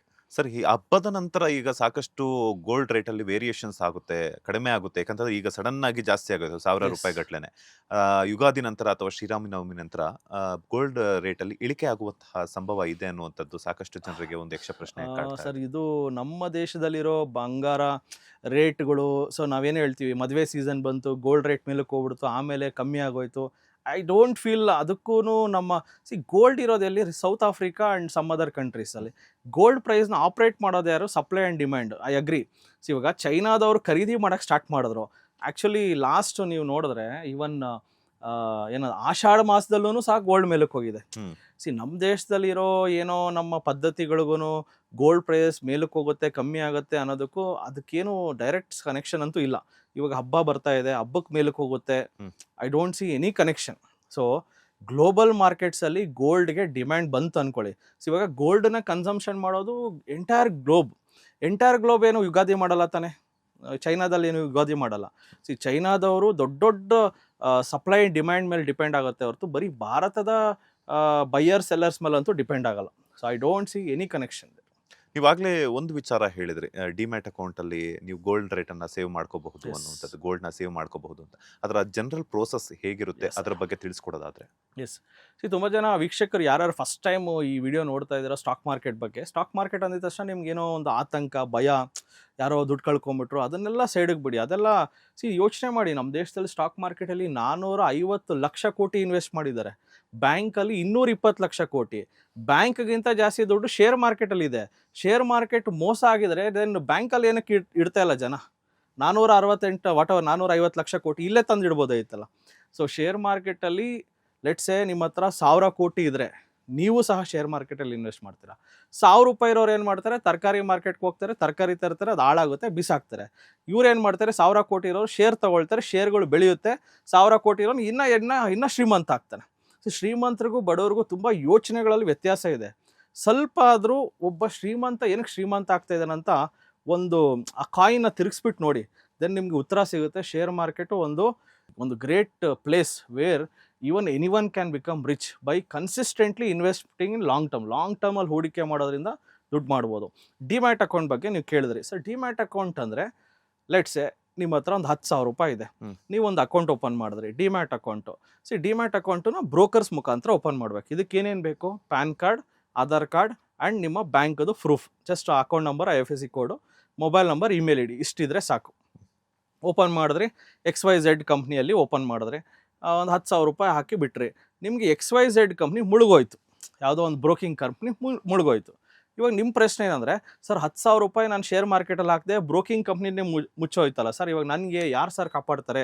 ನನ್ನ ದುಡ್ಡು ಏನಾಯಿತು ಅಂದರೆ, ನಿಮ್ಮ ದುಡ್ಡಿಗೆ ಏನೂ ಆಗಿಲ್ಲ.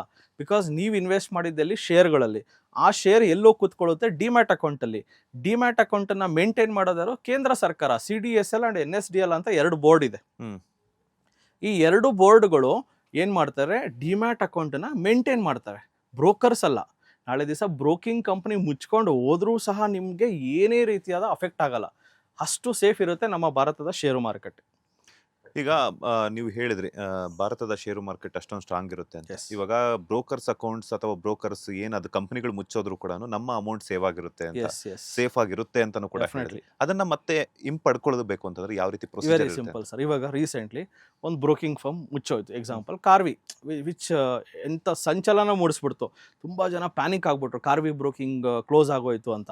ಸೊ ಅವಾಗ ಏನಾಯ್ತು ಹೇಳಿ, ಡಿಮ್ಯಾಟ್ ಅಕೌಂಟ್ ಇರ್ತದೆ ನಿಮ್ಮ ಹತ್ರ, ಕಾರ್ವಿ ಡಿಮ್ಯಾಟ್ ಅಕೌಂಟ್ ಇರುತ್ತೆ. ನಿಮ್ಮ ಕೆಲಸ ಏನಂದರೆ ಇನ್ನೊಂದು ಡಿಮ್ಯಾಟ್ ಅಕೌಂಟನ್ನು ಓಪನ್ ಮಾಡಬೇಕು.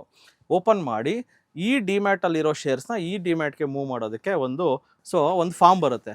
ಆ ಫಾರ್ಮ್ ಹೆಸರು DIS ಸ್ಲಿಪ್, ಡೆಲಿವರಿ ಇನ್ಸ್ಟ್ರಕ್ಷನ್ ಸ್ಲಿಪ್ಪನ್ನು ಕೊಟ್ಬಿಟ್ರೆ, ಆ Kharvi broking delivery instruction slip ನನಗೆ ಕೊಟ್ರಿ. ನಂದೊಂದು ಕಂಪ್ನಿ ಏಂಜಲ್ 1 ಯಾವುದೋ ಒಂದು ಕಂಪನಿ ಇತ್ತು. ಸೊ ಅದಕ್ಕೆ ಕೊಟ್ಟಿದ ತಕ್ಷಣ ಆ ಶೇರ್ಸ್ ಇಲ್ಲಿಗೆ ಮೂವ್ ಮಾಡ್ಕೋತಾರೆ. ಸೊ ಒಂದು ಬ್ರೋಕಿಂಗ್ ಮುಚ್ಚೋದ್ರೆ ಇನ್ನೊಂದು ಬ್ರೋಕಿಂಗ್ ಇದ್ದೇ ಇರುತ್ತೆ. ಸೊ ಡೆಫಿನೆಟ್ಲಿ ಇವಾಗ ನಿಮ್ಗೆ ಲಕ್ಸ್ ಸೋಪ್ ಯೂಸ್ ಮಾಡ್ತೀರಾ, ಲಕ್ಸ್ ಸೋಪ್ ಕಂಪ್ನಿ ಮುಚ್ಚೋದ್ರೆ ಬೇರೆ ಕಂಪ್ನಿ ಸೋಪ್ ಆದರೂ ಯೂಸ್ ಮಾಡ್ತೀರಾ. So it's very simple sir. But ಅದನ್ನ ತಿಳ್ಕೊಳ್ಳೋದು ಹೇಗೆ ಅಂತ? ಸರ್ ಡೆಫಿನೆಟ್ಲಿ ಇದೊಂದು ಯಕ್ಷ ಪ್ರಶ್ನೆ. ಸೊ ಅದನ್ನು ತಿಳ್ಕೋಬೇಕು, ಇದ್ರ ಬಗ್ಗೆ ಮಾಹಿತಿ ಬೇಕು ಅಂದರೆ ನಾವಿದ್ದೀವಿ ಕರ್ನಾಟಕದಲ್ಲಿ 10 ಸ್ಟಾಕ್ ಮಾರ್ಕೆಟ್ ಬ್ರಾಂಚ್ಗಳನ್ನು ನಡೆಸ್ತಾ ಇದ್ದೀವಿ. ಸೊ ನಮ್ಮದು ಬ್ರಾಂಚಸ್ ಅಂತೂ ಎಲ್ಲ ಕಡೆ ಇದೆ. ಬೆಂಗಳೂರಿನಲ್ಲಿ 5 ಕಡೆ ಇದೆ, ಮಂಗಳೂರು, ಹುಬ್ಳಿ, ದಾವಣಗೆರೆ, ಕಲಬುರಗಿ ಆ್ಯಂಡ್ ಇನ್ನೇನು ಮಂಗಳೂರಲ್ಲೂ ಸಹ ಬ್ರಾಂಚ್ ಓಪನ್ ಆಗ್ತಾ ಇದೆ. ಇಷ್ಟು ಕಡೆ ಬ್ರಾಂಚಸ್ ಇದೆ. ಜೊತೆಗೆ ನಿಯರೆಸ್ಟ್ ಬ್ರೋಕರ್ಸ್ ಹತ್ರ ಹೋಗ್ಬೋದು, ಇಲ್ಲ TD ಅಕಾಡೆಮಿಗೆ ಬರ್ಬೋದು, ಇಲ್ಲ ಶೇರ್ ಮಾರ್ಕೆಟ್ ಬಗ್ಗೆ ಸ್ವಲ್ಪ ಜ್ಞಾನ ಇರೋರನ್ನ ಕೇಳಿದ್ರು ಸಹ ನಿಮಗೆ ಸಹಾಯ ಮಾಡ್ತಾರೆ. ನಮ್ಮ ಬೆಂಗಳೂರಿನಲ್ಲಿ KA ಫಿನ್ಟೆಕ್ ಅಂತ ಇದೆ, ಬಸವನಗುಡಿ ರೋಡಲ್ಲಿ. ಅಲ್ಲಿ ಹೋದರೆ they are the RTA for most of the ಕಂಪನೀಸ್ಗೆ RTA ಅವ್ರು ಆಗಿರ್ತಾರೆ. ಅಲ್ಲಿ ಹೋದ್ರೂ ಸಹ ಸಹಾಯ ಮಾಡ್ತಾರೆ. ಎಸ್ ಸರ್, ಪ್ರೆಸೆಂಟ್ ನಡೀತಿರುವಂತಹ ಯುದ್ಧದ ಬಗ್ಗೆ ಇನ್ಫಾರ್ಮೇಷನ್ ತಿಳಿಸ್ಕೊಟ್ರಿ. ಹಾಗೆಯೇ ಗೋಲ್ಡ್ ರೇಟಲ್ಲಿ ಏನೆಲ್ಲ ನಡೀತಾ ಇದೆ, ವೇರಿಯೇಷನ್ಸ್ ಬಗ್ಗೆನೂ ಕೂಡ ತಿಳಿಸ್ಕೊಟ್ರಿ.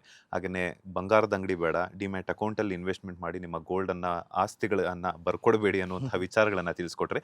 ಈಗ ಮೊದಲಿನಿಂದ ಶುರು ಮಾಡ್ತೀನಿ, ಯಾಕೆಂತಂದರೆ ಬಿಗಿನರ್ಸ್ಗೆ ಒಂದಷ್ಟು ಡೌಟ್ ಇರುತ್ತೆ. ಇವಾಗ ನಾನೊಂದು 30,000 ರೂಪಾಯಿ ಸ್ಯಾಲ್ರಿ ತಗೊಳ್ತಾ ಇದ್ದೀನಿ ಅಂತಂದರೆ ನಂದೊಂದು 20,000 ರೂಪಾಯಿ ಕಮಿಟ್ಮೆಂಟ್ ಹೋದರೆ 10,000 ರೂಪಾಯಿ ನನ್ನದು ಸೇವಿಂಗ್. ಸೊ ಬಿಗಿನರ್ಸ್ಗೆ ಶೇರ್ ಮಾರ್ಕೆಟ್ ಯಾವ ರೀತಿ ವರ್ಕ್ ಆಗುತ್ತೆ ಅಂತ? ಬಿಗಿನರ್ಸ್ಗಳಿಗೆ ನಾನು ಹೇಳೋದು, ಬಿಗಿನರ್ಸ್ಗಳಿಗೆ ಡೆಫಿನೆಟ್ಲಿ ನೀವು start with a small investment. Let's say ನೀವು ಹೇಳಿದ್ರೆ 10,000 ರೂಪಾಯಿ ಉಳಿಸ್ಬೋದು ಅಂತ. 10,000 ರೂಪಾಯಲ್ಲಿ ನೀವು 5,000 ರೂಪಾಯಿನ SIP ಮಾಡಿದ್ರು 20 ವರ್ಷ ಮಾಡಿದ್ರೆ ಅದೇ 75 ಲಕ್ಷ ರೂಪಾಯಿ ದುಡ್ಡು ಸಿಗುತ್ತೆ. ಜೊತೆಗೆ ಇನ್ನೊಂದು 5,000 ರೂಪಾಯಿ ಡೈರೆಕ್ಟ್ ಇನ್ವೆಸ್ಟ್ಮೆಂಟು ಮಾಡ್ಬೋದು.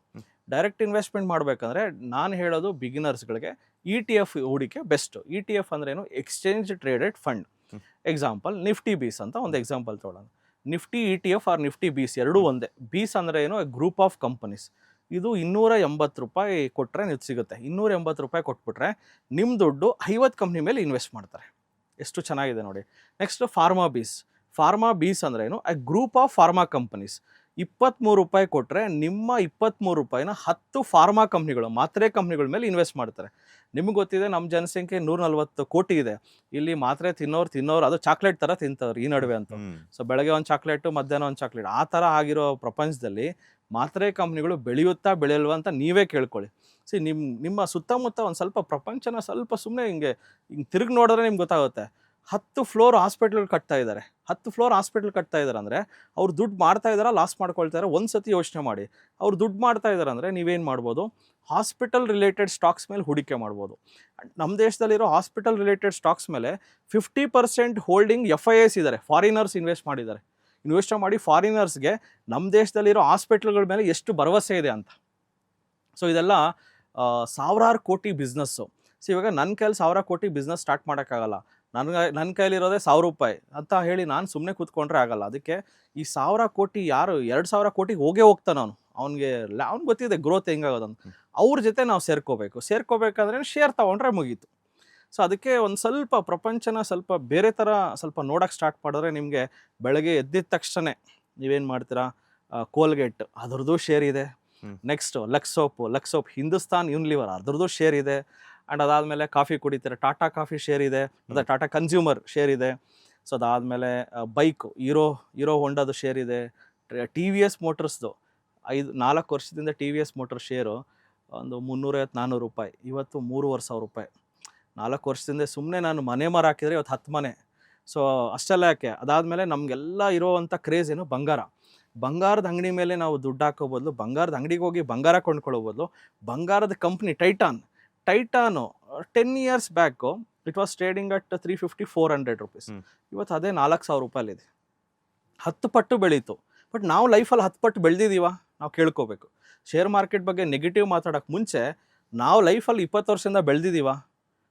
ಅದನ್ನು ಅರ್ಥ ಮಾಡ್ಕೊಂಬಿಟ್ಟು ಶೇರ್ ಮಾರ್ಕೆಟ್ 20 ವರ್ಷದಿಂದ ಬೆಳೆದಿದ್ಯಾ, ಅಲ್ಲೇ ನಿಮ್ಗೆ ಆನ್ಸರ್ ಸಿಕ್ಬಿಡುತ್ತೆ. ಶೇರ್ ಮಾರ್ಕೆಟ್ 20 ವರ್ಷದಿಂದ ಏನೂ ಇಲ್ದಿರೋ ಅಂತ ನಾನು ಹೇಳ್ತಿರೋ ಅಲ್ಪ ಸ್ವಲ್ಪ ದುಡ್ಡಿಟ್ಟಿರೋ Rakesh Jhunjhunwala, normal middle class life ಎನ್ನುವ ವ್ಯಕ್ತಿನ 40,000 ಕೋಟಿ ಸಂಪಾದನೆ ಮಾಡೋಷ್ಟು ಪ್ಲೇಸ್ ಇದು ಸ್ಟಾಕ್ ಮಾರ್ಕೆಟ್. ಆ್ಯಂಡ್ ಇವತ್ತು ನಮ್ಮ ಇನ್ಫೋಸಿಸ್ನ ನಾರಾಯಣ ಮೂರ್ತಿ ಅವರು ಶೇರ್ ಮಾರ್ಕೆಟಿಗೆ ಬಂದು ದುಡ್ಡನ್ನು ಪಡ್ಕೊಂಡು ಇನ್ಫೋಸಿಸ್ ಕಂಪನಿನ ಲಿಸ್ಟ್ ಮಾಡಿ ಇವತ್ತು ಅವ್ರ ಅಸೆಟ್ 40,000 ಕೋಟಿ ಶೇರ್ಸ್ ಇದೆ.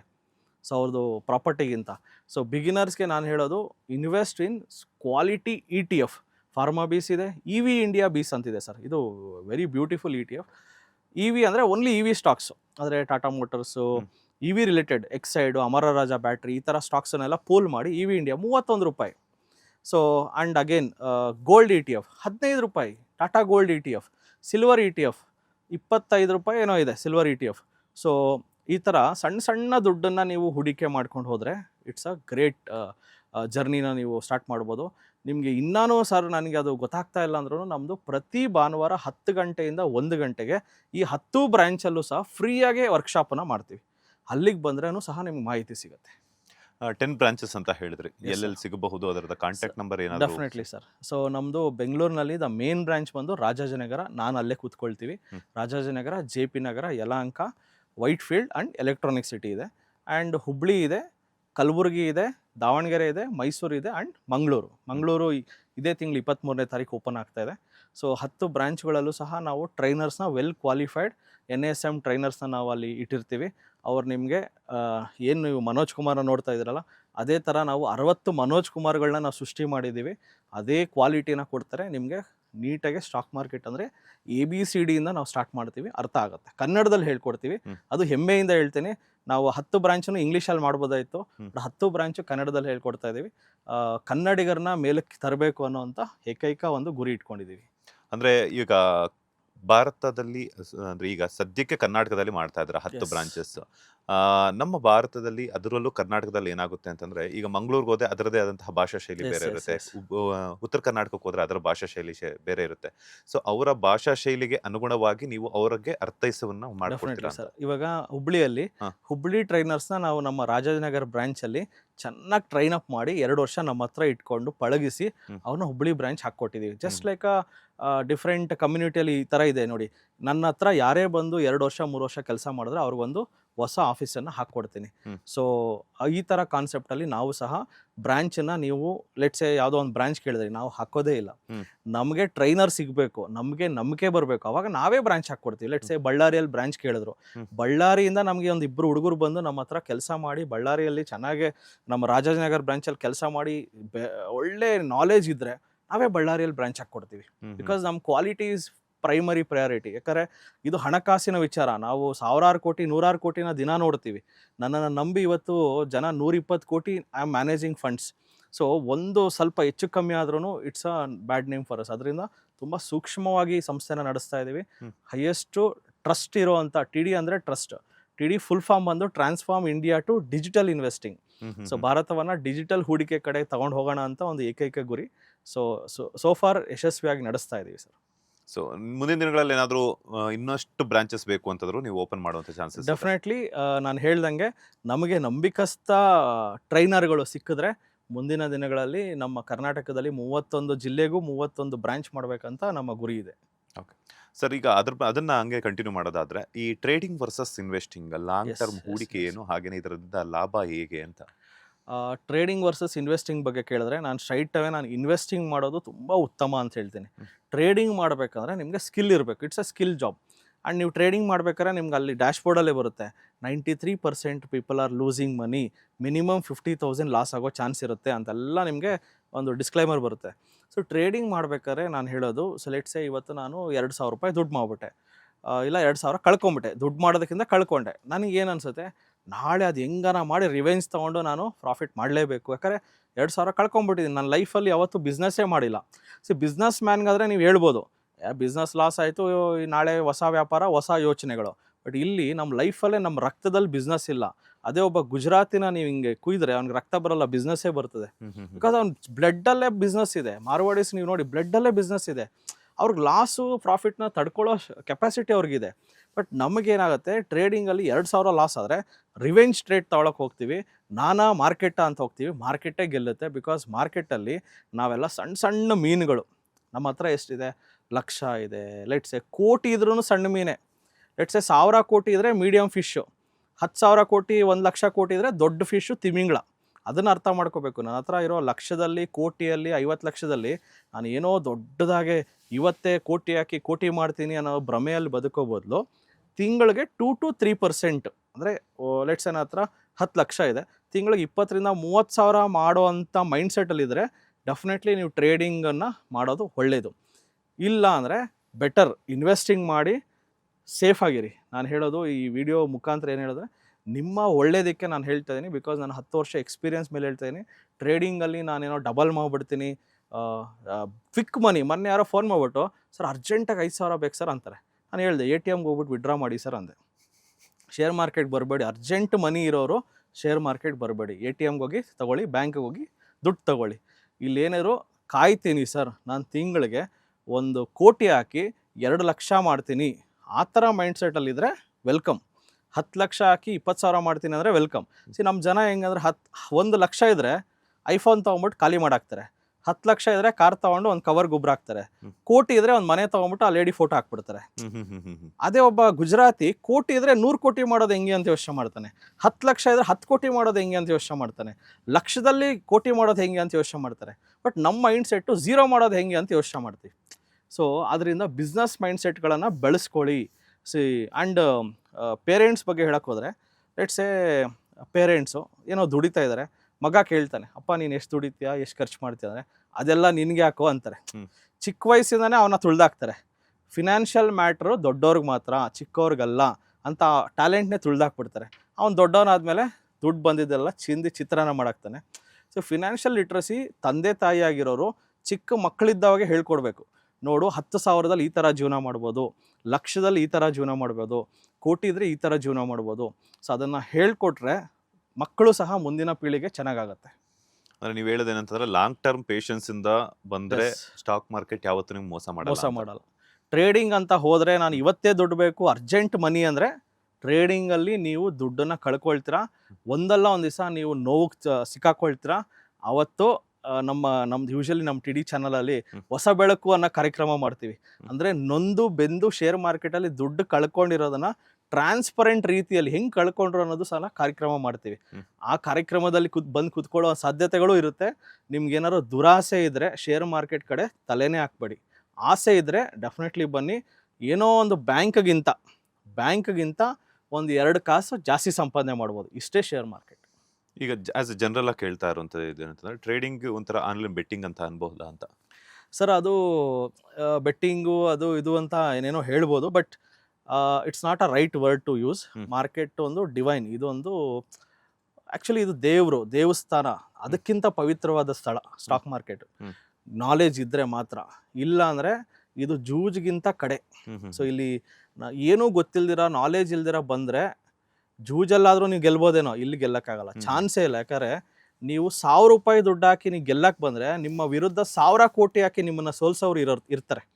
ಈ 1,000 ಕೋಟಿ ಇರೋ ಮೈಂಡ್ಸೆಟ್ಟನ್ನು ನೀವು ಒಂದು ದಿವಸ ಅರ್ಥ ಮಾಡ್ಕೊಳ್ತೀರಲ್ಲ, ಅವತ್ತು ನೀವು 1,000 ರೂಪಾಯಿಂದನೂ ಅಟ್ಲೀಸ್ಟ್ ದಿನಕ್ಕೆ 1 2 ರೂಪಾಯಿ 3 ರೂಪಾಯಿ 5 ರೂಪಾಯಿ ಆದರೂ ಸಂಪಾದನೆ ಮಾಡ್ತೀರಾ. ಸೊ ನಾನು ಹೇಳ್ತಾ ಇರೋದು ದಿನಕ್ಕೆ ಇವತ್ತೇ ದುಡಿತೀನಿ, ಇಂಟ್ರಾಡೇ ಅಂತ ಕರೀತಾರೆ. ಎಸ್ಪೆಷಲಿ ಟ್ರೇಡಿಂಗ್ ಅಂದರೆ ಏನು, ನಮ್ಮ ಯುವಕರಿಗೆ, ವಿಡಿಯೋ ನೋಡ್ತಾ ಇರೋರಿಗೆ ಇಂಟ್ರಾಡೇ ಮಾಡಬೇಕು, ಇವತ್ತೇ 10,000 ಹಾಕಿ 2,000 ಮಾಡಬೇಕು, ಇದು ಶಾರ್ಟ್ಕಟ್. ಸ್ಟಾಕ್ ಮಾರ್ಕೆಟಲ್ಲಿ ಶಾರ್ಟ್ಕಟ್ ಹುಡ್ಕಕ್ಕೆ ಹೋಗ್ತಾರೆ. ಆ ಥರ ಶಾರ್ಟ್ಕಟ್ ಇಲ್ಲ ಅಂತ ನಾನು ಖಂಡಿತವಾಗಿ ಹೇಳ್ತಾ ಇದ್ದೀನಿ. ಶಾರ್ಟ್ಕಟ್ ಹುಡ್ಕಕ್ಕೆ ಹೋಗ್ಬಿಡಿ. ನಾನು ಹೇಳೋದು 1 ಲಕ್ಷ, ಒಂದು ಡೀಸೆಂಟ್ ಕ್ಯಾಪಿಟಲ್ ಇಟ್ಕೊಳ್ಳಿ. 1 ಲಕ್ಷನೋ 5 ಲಕ್ಷನೋ 10 ಲಕ್ಷ ಡೀಸೆಂಟ್ ಕ್ಯಾಪಿಟಲ್ ಇಟ್ಕೊಳ್ಳಿ.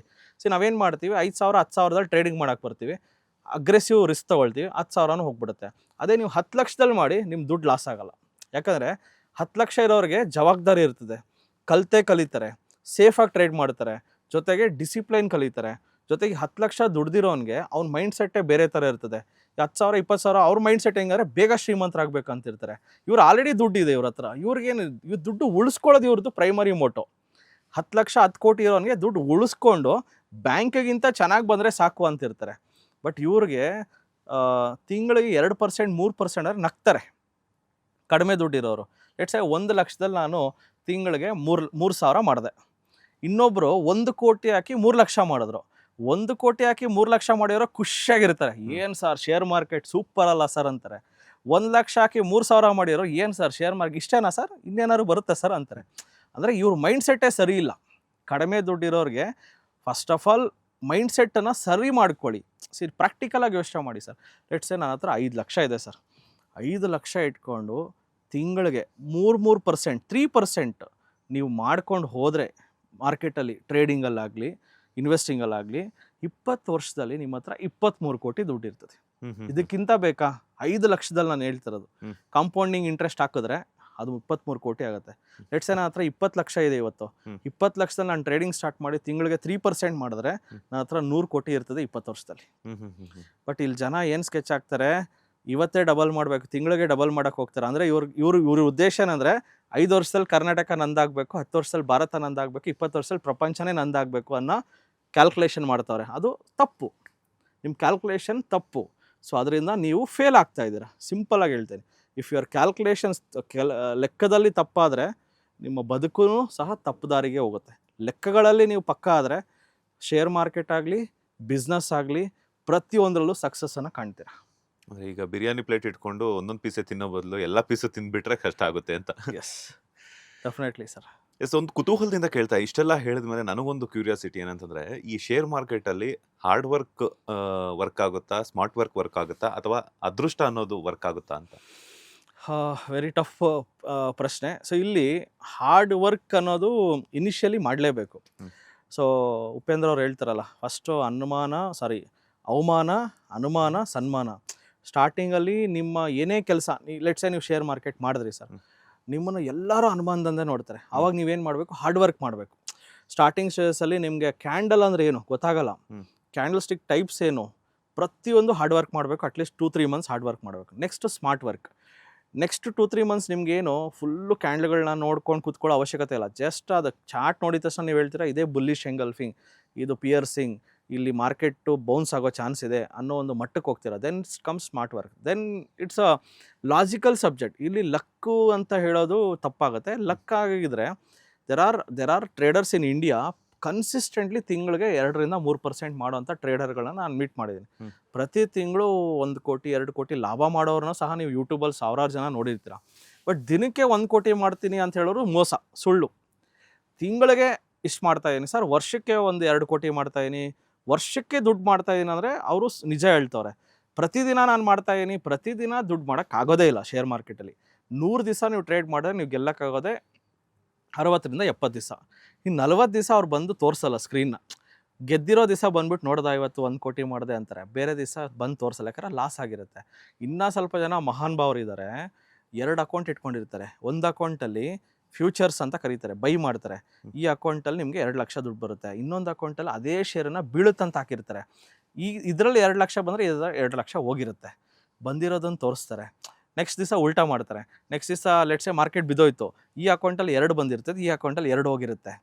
ಬಂದಿರೋದು ತೋರಿಸ್ತಾರೆ, ಹೋಗಿರೋದು ತೋರಿಸಲ್ಲ. ಈ ಥರ ಮಾಡೋರು ಸಹ ನಮ್ಮ ದೇಶದಲ್ಲಿ ಇದ್ದಾರೆ. ಅವ್ರನ್ನ ಜನ ಕ್ರೇಜಿಯಾಗಿ ಫಾಲೋ ಮಾಡ್ತಾರೆ. ಅವ್ರದ್ದು 1 ಲಕ್ಷ ಫೀಸ್ ಇರುತ್ತೆ, ಹೋಗ್ಬಿಟ್ಟು ಕ್ರೇಜಿಯಾಗಿ ಕ್ಲಾಸಲ್ಲಿ ಕೂತ್ಕೊಂಡು ಲಕ್ಷ ಫೀಸ್ ಕೊಟ್ಟು ಸೇರ್ಕೊಳ್ತಾರೆ. ಅಲ್ಲಿ 3 ಸ್ಟಾರ್ ಹೋಟ್ಲಿಗೆ ಕರ್ಕೊಂಡು ಹೋಗ್ತಾರೆ ನಿಮ್ಮನ್ನು. 3 ದಿವಸ ಒಳ್ಳೆ ವೆಜ್ ನಾನ್ ವೆಜ್ ಊಟ ಹಾಕ್ತಾರೆ. 3 ಸ್ಟಾರ್ ಹೋಟ್ಲಲ್ಲಿ ನಿಮಗೆ ಕ್ಲಾಸ್ ಮಾಡ್ತಾ ಇದ್ದಾರೆ ಅಂದರೆ ನೆನ್ಪಿಟ್ಕೊಳ್ಳಿ, ನೀವು ಸ್ಕ್ಯಾಮ್ಗೆ ಒಳಗಾಗಿದ್ದಾರೆ ಅಂತಲೇ ಅರ್ಥ. ಬಿಕಾಸ್ 50,000 ಫೀಸ್ ಕಿತ್ಕೊಳ್ತಾರೆ, ಆಮೇಲೆ ನೀವು ಯಾರೋ ಅವ್ರು ಯಾರೋ. ಸೊ ನಮ್ಮದು ಸಂಸ್ಥೆ ಹಂಗಿಲ್ಲ, ನಾವು 3 ಸ್ಟಾರ್ ಹೋಟ್ಲಲ್ಲಿ ಎಲ್ಲೂ ಮಾಡಲ್ಲ. ನಮ್ಮದು ಕ್ಲಾಸ್ ರೂಮ್, ನಮ್ಮದೇ ಓನ್ ಸ್ವಂತ ಆಫೀಸ್ಗಳಿದ್ದಾವೆ, ರೆಂಟೆಡ್ಡು. ಸೊ ಅಲ್ಲೇ ಮಾಡ್ತೀವಿ. ನಮ್ಮ ಆಫೀಸ್ ಎಲ್ಲೂ ಹೋಗಲ್ಲ, 365 ಡೇಸು ಅಲ್ಲೇ ಇರ್ತದೆ. ಸೊ ಅದರಿಂದ ನಾವು ನಿಮ್ಮ ಕೈಗೆ ಸಿಗ್ತೀವಿ. ಸೊ ಡೆಫಿನೆಟ್ಲಿ ಮಾರ್ಕೆಟಲ್ಲಿ ತುಂಬ ವಿಧವಾದ ನಿಮಗೆ ಸ್ಕ್ಯಾಮ್ಗಳಿಗೆ ಒಳಗಾಗ್ಬೋದು ನೀವು. ಎಕ್ಸ್ಪೆಷಲಿ ಟಿಪ್ಸ್ ಅಂತ ಕರೀತಾರೆ ಸರ್, ಅದನ್ನು ಮಾತ್ರ ದಯಮಾಡಿ ವಾಟ್ಸಪ್ ಟೆಲಿಗ್ರಾಮಲ್ಲಿ ಟಿಪ್ಸ್ ಕೊಡ್ತೀನಿ ಅಂತಾರೆ. ಟಿಪ್ಸ್ಗಳನ್ನು ತಗೊಂಡು ನೀವು ಇನ್ವೆಸ್ಟ್ ಮಾಡಿ ಟ್ರೇಡ್ ಮಾಡಿದ್ರೆ ಅಂತೂ ಭಾರಿ ನಷ್ಟಗೊಳ್ತೀರಾ. ಟಿಪ್ಸ್ ತೊಗೋಬೇಡಿ. ನಿಮ್ಮ ಅಕೌಂಟ್ ಲಾಗಿನ್ ಐ ಡಿ ಪಾಸ್ವರ್ಡ್ಗಳನ್ನ ದಯಮಾಡಿ ಯಾರಿಗೂ ಶೇರ್ ಮಾಡಿ ಲಾಸ್ ಆದರೆ ನೀವು ಸೆಬಿಗೆ ಹೋಗಿ ಕಂಪ್ಲೇಂಟ್ ಮಾಡೋದು. ಸೆಬಿ ಏನು ಹೇಳ್ತಾರೆ, ನೀನು ಪಾಸ್ವರ್ಡ್ OTP ಹೆಂಗೆ ಕೊಟ್ಟೆ ಅವ್ರಿಗೆ, ನಿಮಗೆ ಟ್ರೇಡಿಂಗ್ ಮಾಡಿಕೊಡ್ತೀನಿ ನಿಮ್ಮ ಲಾಗಿನ್ ಐ ಡಿ ಪಾಸ್ವರ್ಡ್ ಕೊಡಿ ಅಂದರೆ ಅದು ದೊಡ್ಡ ಸ್ಕ್ಯಾಮ್. ದಯಮಾಡಿ ಇದಕ್ಕೂ ಒಳಗಾಗಬೇಡಿ. ಈ ಸ್ಕ್ಯಾಮ್ನ ತಡೆ ಹಿಡಿಯೋದು ಹೇಗೆ ಅಂತ? ಸರ್, ಇದಕ್ಕೆ ತಡೆ ಹಿಡಿಯೋದಕ್ಕೆ ಇವಾಗ ನಮ್ಮ ದೇಶದಲ್ಲಿ ಪ್ರಾಬ್ಲಮ್ ಏನಂದರೆ, ಒಬ್ಬೊಬ್ರಿಗೂ ಹೋಗಿ ನಾವು ಹೇಳೋಕ್ಕಾಗಲ್ಲ. So only way to avoid scam is ಜನಗಳಿಗೆ ತಿಳುವಳಿಕೆ. ಇವಾಗ ನೋಡಿ ಸರ್, ಸರಗಳ್ಳರಿದ್ದಾರೆ ಅಂತ ಮೈಕಲ್ಲಿ ಅನೌನ್ಸ್ ಮಾಡ್ತಾರೆ. ಯಾಕಂದರೆ ಸರ್ಕಾರದ ಕೈಲೇ it's very tough to change people. So ಅದರಿಂದ only way to educate people. ಜನಗಳಿಗೆ ಎಷ್ಟು ಎಜುಕೇಷನ್ ಬರುತ್ತೋ ಅಷ್ಟು ಈ ಸ್ಕ್ಯಾಮ್ಗಳು ತಡೆಗಟ್ಟುತ್ತೆ. ಸೊ ಹೈಯೆಸ್ಟ್ ಸ್ಕ್ಯಾಮ್ ಆಗ್ತಿರೋದು ನನ್ನ ಪ್ರಕಾರ ಅಂದರೆ ನಾರ್ತ್ ಕರ್ನಾಟಕ ಕಡೆ, ಎಸ್ಪೆಷಲಿ ಗುಲ್ಬರ್ಗ, ಬೀದರ್, ಇಲ್ಲಿ ತುಂಬ ಮುಗ್ಧ ಜನ. ನಾನು ಬಂದು ಕೊಡಿ ನನಗೊಂದು ಕೋಟಿ ಕೊಡಿ, ನಿಮ್ಮ ಕೋಟಿ ನೆಕ್ಸ್ಟ್ ತಿಂಗಳಲ್ಲೇ ಕೊಡ್ತೀನಿ ಅನ್ನೋ ಕೊಟ್ಬಿಡ್ತಾರೆ ವಿತೌಟ್ ಎನಿ. ಅಂದರೆ ಅಷ್ಟು ಮುಗ್ಧ ಜನ ಇದ್ದಾರೆ. ಹೈಯೆಸ್ಟ್ ಸ್ಕ್ಯಾಮ್ ಆಗ್ತಾ ಇರೋದು ಆ ಕಡೆ, ಬಿಕಾಸ್ ಅಲ್ಲಿ ಸ್ವಲ್ಪ ಲಿಟ್ರಸಿ ಫಿನಾನ್ಷಿಯಲ್ ಲಿಟ್ರಸಿ ನಾಲೆಜ್ ತುಂಬ ಕಡಿಮೆ ಇದೆ ಅಲ್ಲಿರೋ ಜನಗಳಿಗೆ. ಸೊ ಅದಕ್ಕೆ ಅಲ್ಲೂ ಸಹ ಒಂದು ಬ್ರಾಂಚ್ ಮಾಡಿದ್ದೀವಿ ಒಂದು ಸ್ಕ್ಯಾಮನ್ನು ತಡೆಗಟ್ಟೋದಕ್ಕೆ. ಬಿಕಾಸ್ ಓನ್ಲಿ ವೇ ಸರ್, ನೀವು ಕೇಳಿದ್ರಿ ಅದಕ್ಕೆ ನಾನು ತುಂಬ ಯೋಚನೆ ಮಾಡಿದ್ದೀನಿ, ಡೇ ಆ್ಯಂಡ್ ನೈಟ್ ಯೋಚನೆ ಮಾಡಿದ್ದೀನಿ, ಹೆಂಗೆ ಸ್ಕ್ಯಾಮ್ ತಡೆಗಟ್ಟೋದು, ಹೆಂಗೆ ಜನಗಳು ಪಾಪ ಏನು ಮಾಡಿದ್ರು ಟ್ರ್ಯಾಪ್ ಆಗ್ತಾರಲ್ಲ, ಎಲ್ಲೋ ಹೋಗಿ ಸಿಕ್ಕಾಕೊಳ್ತಾರೆ, 10 ಲಕ್ಷ 20 ಲಕ್ಷ ಕಳ್ಕೊಳ್ತಾರೆ, ಆಮೇಲೆ ನಂದು ಎಲ್ಲೋ ವಿಡಿಯೋ ನೋಡ್ತಾರೆ, ಲಾಸ್ಟಿಗೆ ನಮ್ಮ ಹತ್ರಕ್ಕೆ ಬರ್ತಾರೆ, ಲಾಸ್ಟಿಗೆ 2 ಲಕ್ಷ ಇಟ್ಕೊಂಡಿರ್ತಾರೆ, ಇಲ್ಲ 1 ಲಕ್ಷ ಇಟ್ಕೊಂಡಿರ್ತಾರೆ. ಸರ್ ನೀವೇ ಸರ್ ದೇವರು, 20 ಲಕ್ಷ ರಿಕವರ್ ಮಾಡಿಕೊಡಿ ಸರ್ ಅಂತಾರೆ. ಅಸಾಧ್ಯ ಅದು. 20 ಲಕ್ಷ ಇದ್ದಾಗ ನಮ್ಮನ್ನು ನೆನೆಸ್ಕೊಳ್ಳಲ್ಲ, ಲಾಸ್ಟ್ ಎಲ್ಲ ಖಾಲಿ ಆದಮೇಲೆ ನಮ್ಮನ್ನು ನೆನೆಸ್ಕೊಳ್ತಾರೆ. ಅದೇ ನಮಗೂ ಅದೇ ಪೇನ್ ಆಗೋದು. 20 ಲಕ್ಷದಲ್ಲಿ 1 ಲಕ್ಷ ಮಾಡ್ಬೋದು, 1 ಲಕ್ಷದಲ್ಲಿ 20 ಲಕ್ಷ ಮಾಡೋಕ್ಕಾಗಲ್ಲ. ಇದು ಸಿಂಪಲ್ ಮ್ಯಾಥಮೆಟಿಕ್ಸ್ನ ಜನಗಳು ಅರ್ಥ ಮಾಡ್ಕೋಬೇಕು. ನಿಮಗೆ ಯಾರಾದ್ರು ಆಮಿಷ ಒಡ್ತಾ ಇದ್ದಾರೆ, ನಿಮಗೆ ಡಬಲ್ ಆಗಿಬಿಡುತ್ತೆ, ತ್ರಿಬಲ್ ಆಗಿಬಿಡುತ್ತೆ, ತಿಂಗಳಿಗೆ 10%, 5% ಮೋಸ. ತಿಂಗಳಿಗೆ 1 or 2% ಅಂದರೆ ಜೆನ್ಯೂನ್ ಇದ್ದಾರೆ. 2%ಗಿಂತ ಯಾರೇ ಪ್ರಾಮಿಸ್ ಮಾಡ್ತಾ ಇದ್ದಾರೆ ಅಂದರೆ ಅದು ಸ್ಕ್ಯಾಮ್ಗಳೇ ಒಳಗಾಗ್ತಾ ಇದ್ದೀರಾ ಅಂತ ಅರ್ಥ. ಶೇರ್ ಮಾರ್ಕೆಟಲ್ಲಿ ದುಡ್ಡು ಮಾಡೋದು ಯಾರು ಅಂಡ್ ಹಾಗೇನೆ ಬೆಸ್ಟ್ IPOನ ಸೆಲೆಕ್ಟ್ ಮಾಡೋದು ಹೇಗೆ ಅಂತ? ಸೊ ಶೇರ್ ಮಾರ್ಕೆಟಲ್ಲಿ ಯಾರು ದುಡ್ಡು ಮಾಡ್ತಾರೆ ಅಂದರೆ ಯಾರಿಗೆ ಸ್ಕಿಲ್ಲು, ನಾಲೆಜು ಆ್ಯಂಡ್ ಟೈಮ್ ಕೊಡ್ತಾರೆ. ಸರ್ ಇದು ಮಾರ್ಕೆಟ್ ಅಂದರೆ ಏನಂದರೆ ನಾವೇನು ಅನ್ಕೋತೀವಿ, ಏನೋ ಒಂದು ಸ್ಟಾಕು ಮೇಲಕ್ಕೆ ಹೋಗ್ತಿದೆ ನೋಡ್ಬಿಟ್ಟು ನ್ಯೂಸ್ ನೋಡಿಕೊಂಡು ಹಾಕ್ಬಿಡ್ತೀವಿ, ಆ ಥರ ಅಲ್ಲ. ಇದು ಸ್ಕಿಲ್. ಇದನ್ನು ಪ್ರತಿದಿನ ನೀವು ಸಿನ್ಸಿಯರಾಗಿ 1 or 2 ಅವರ್ಸ್ ಒಂದು ಫಾರ್ಮುಲಾಗಳಿರ್ತವೆ, ಸ್ಕಿಲ್ಲು, ಲಾಜಿಕ್ ಇರ್ತದೆ, ಸಬ್ಜೆಕ್ಟ್ ನಾಲೆಜ್ ಗೇನ್ ಮಾಡಿಕೊಂಡ್ರೆ ಯಾರು ಬೇಕಾದ್ರೂ ದುಡ್ಡು ಮಾಡ್ಬೋದು. ಬಟ್ ಜನರಲಾಗಿ ಹೇಳ್ಬೇಕಾದ್ರೆ ಇಲ್ಲಿ ಯಾರು ದುಡ್ಡು ಮಾಡ್ತಾರೆ ಅಂದರೆ ಯಾರು ಡಿಸಿಪ್ಲೈನ್ಡ್ ಆಗಿರ್ತಾರಲ್ಲ. ಡಿಸಿಪ್ಲೈನ್ಡ್ ಅಂದರೆ ನಾನು ಇವತ್ತು 2 ಟ್ರೇಡ್ ಹಾಕ್ತೀನಿ, ಅದರಲ್ಲಿ ದಿನಕ್ಕೆ 2,000 ಬಂದರೆ ಸಾಕು, ಈ ಥರ ಡಿಸಿಪ್ಲೈನ್ಡಾಗಿ ಮಾಡೋರು ದುಡ್ಡು ಮಾಡ್ತಾರೆ. ಬಟ್ ಸ್ವಲ್ಪ ಜನ ಏನು ಮಾಡ್ತಾರೆ, ಇವತ್ತು 20 ಟ್ರೇಡು, ನಾಳೆ 50 ಟ್ರೇಡು, ನಾಳೆ 100 ಟ್ರೇಡು. ಇನ್ಡಿಸಿಪ್ಲೈನ್ ಟ್ರೇಡರ್ ಇವರು ಡೆಫಿನೆಟ್ಲಿ ಕಳ್ಕೊತಾರೆ. ಸೊ ಬೆಸ್ಟ್ IPO ಸೆಲೆಕ್ಟ್ ಮಾಡೋದು ಅದು ಸಹ ಒಂದು ಸ್ಕಿಲ್ ಸರ್. ಎಕ್ಸಾಂಪಲ್, ರೀಸೆಂಟ್ಲಿ ಒಂದು IPO ಬಂತು, ಮೀಶೋ ಅಂತ. ಮೀಶೋ ಬ್ರ್ಯಾಂಡ್ ನಿಮ್ಗೆ ಗೊತ್ತಿದೆ, ಇದು ಉಡುಗೆಗಳನ್ನು ಮಾರುವಂಥ ಬ್ರ್ಯಾಂಡ್, ಆನ್ಲೈನ್ ಬ್ರ್ಯಾಂಡ್. ಸೊ ಈ ಬ್ರ್ಯಾಂಡ್ ತುಂಬ ಸಕ್ಸಸ್ಸನ್ನು ಕಾಣ್ತು. ವಿತಿನ್ 4-5 ಡೇಸಲ್ಲಿ 60% ಜಂಪ್ ಆಯಿತು. ಆ್ಯಂಡ್ ಸ್ಟಾಕ್ ಮಾರ್ಕೆಟ್ ರಿಲೇಟೆಡ್ದು ಗ್ರೋ ಅಂತ ಕಂಪ್ನಿ ಬಂತು, ಗ್ರೋ ಡಿಮ್ಯಾಟ್ ಅಕೌಂಟ್ಸು. ಇದು ಅಷ್ಟೇ ₹120 ಲಿಸ್ಟಿಂಗ್ ಆಯಿತು. ವಿತಿನ್ 6-7 ಡೇಸಲ್ಲಿ ₹180 ಹೋಯಿತು. ಸೊ ಇದು IPOs ಅಂದ್ರೇನು, ಹೊಸ ಕಂಪ್ನಿಗಳು ಶೇರ್ ಮಾರ್ಕೆಟ್ ಬರೋದೇ IPO. ಸೊ ಇದನ್ನು ಕಂಡುಹಿಡಿಯೋದಕ್ಕೆ, ಬೆಸ್ಟ್ IPO ಕಂಡುಹಿಡಿಯೋದಕ್ಕೆ ನೀವು ಆ ಕಂಪನಿ ಬಗ್ಗೆ ಸ್ವಲ್ಪ ಸ್ಟಡಿ ಮಾಡಬೇಕು. ಈ ಕಂಪನಿಯ brand overall, example sir Ather ಬಂತು ಆ್ಯಂಡ್ ಬೇರೆದು ಬಂತು, ಬೇರೆದು ಫ್ಲಾಪ್ ಆಯಿತು.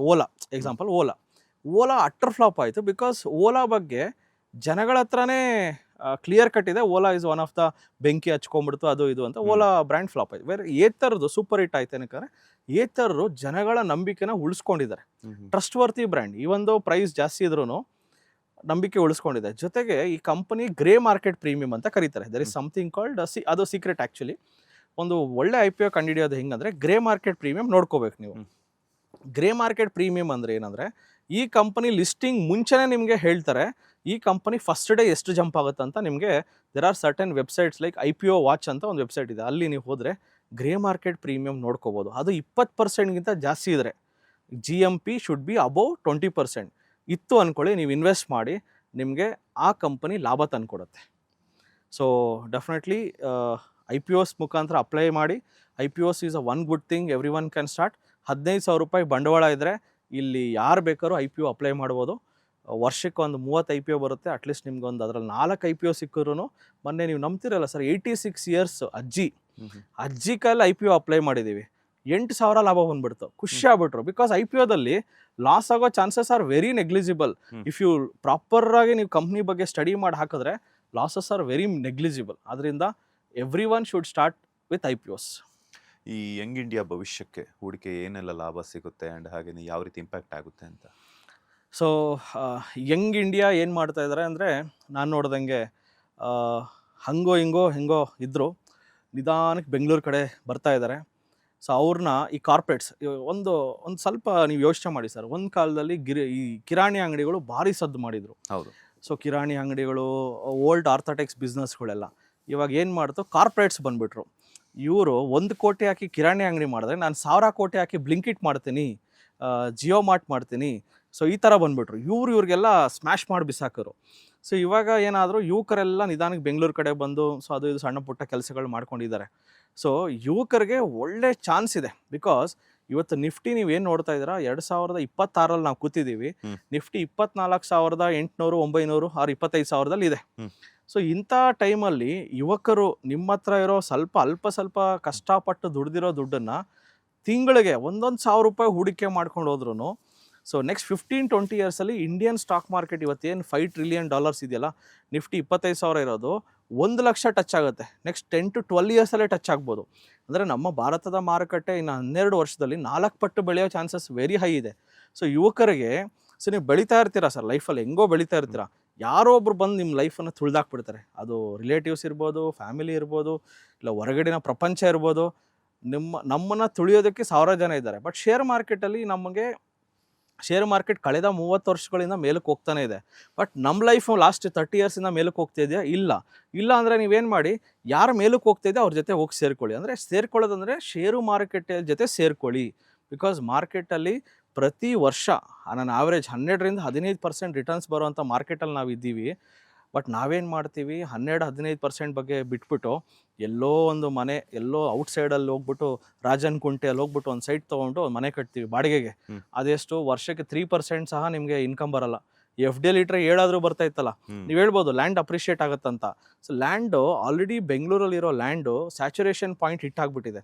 ಇವಾಗ ನಾವು ಕೂತಿರೋ ಇಲ್ಲಿ ಏರಿಯಾದಲ್ಲೇ 20-25 ಸಾವಿರ ಓಡ್ತಾ ಇದ್ರೆ, ಸೊ ಒಂದು ಕಾಲದಲ್ಲಿ 1,000 ರೂಪಾಯಿ ಇತ್ತು ರಿಯಲ್ ಎಸ್ಟೇಟು, ಇವತ್ತು 25,000 ರೂಪಾಯಿಗೆ ಬಂದಿದೆ. ಇವಾಗ ನನ್ನ ಪ್ರಶ್ನೆ, ಇದು 5 ಲಕ್ಷಕ್ಕೆ ಹೋಗುತ್ತಾ? ಅಂದರೆ ಇನ್ನೂ 25 ಟೈಮ್ಸ್ ಅಂದರೆ 5.5 ಲಕ್ಷಕ್ಕೆ ಹೋಗ್ಬೇಕು. 5.25 ಲಕ್ಷಕ್ಕೆ ಹೋಗೋಕ್ಕೆ ಚಾನ್ಸ್ ಇದೆಯಾ? 5.25 ಲಕ್ಷಕ್ಕೆ ಇಲ್ಲಿ ತಗೊಳ್ಳೋ ಬದಲು ದುಬೈಯಲ್ಲಿ ತಗೋಬೋದಲ್ಲ. ಸೊ ರಿಯಲ್ ಎಸ್ಟೇಟು ಒಂದು ಸ್ಯಾಚುರೇಷನ್ ಪಾಯಿಂಟ್ ಇಟ್ಟಾಗಿದೆ. But gold is a best investment. But stock ಮಾರ್ಕೆಟ್ನ ಎಸ್ಪೆಷಲಿ ಯುವಕರು, ನಿಮ್ಮ ಹತ್ರ ಕಡಿಮೆ ದುಡ್ಡಿದ್ರೂ ಸಹ ಓಕೆ, ಇವನ್ 10,000 15,000 ಎಷ್ಟಾದರೂ ಇರಲಿ, ಬಟ್ ಸ್ಟಾರ್ಟ್ ಮಾಡಿ.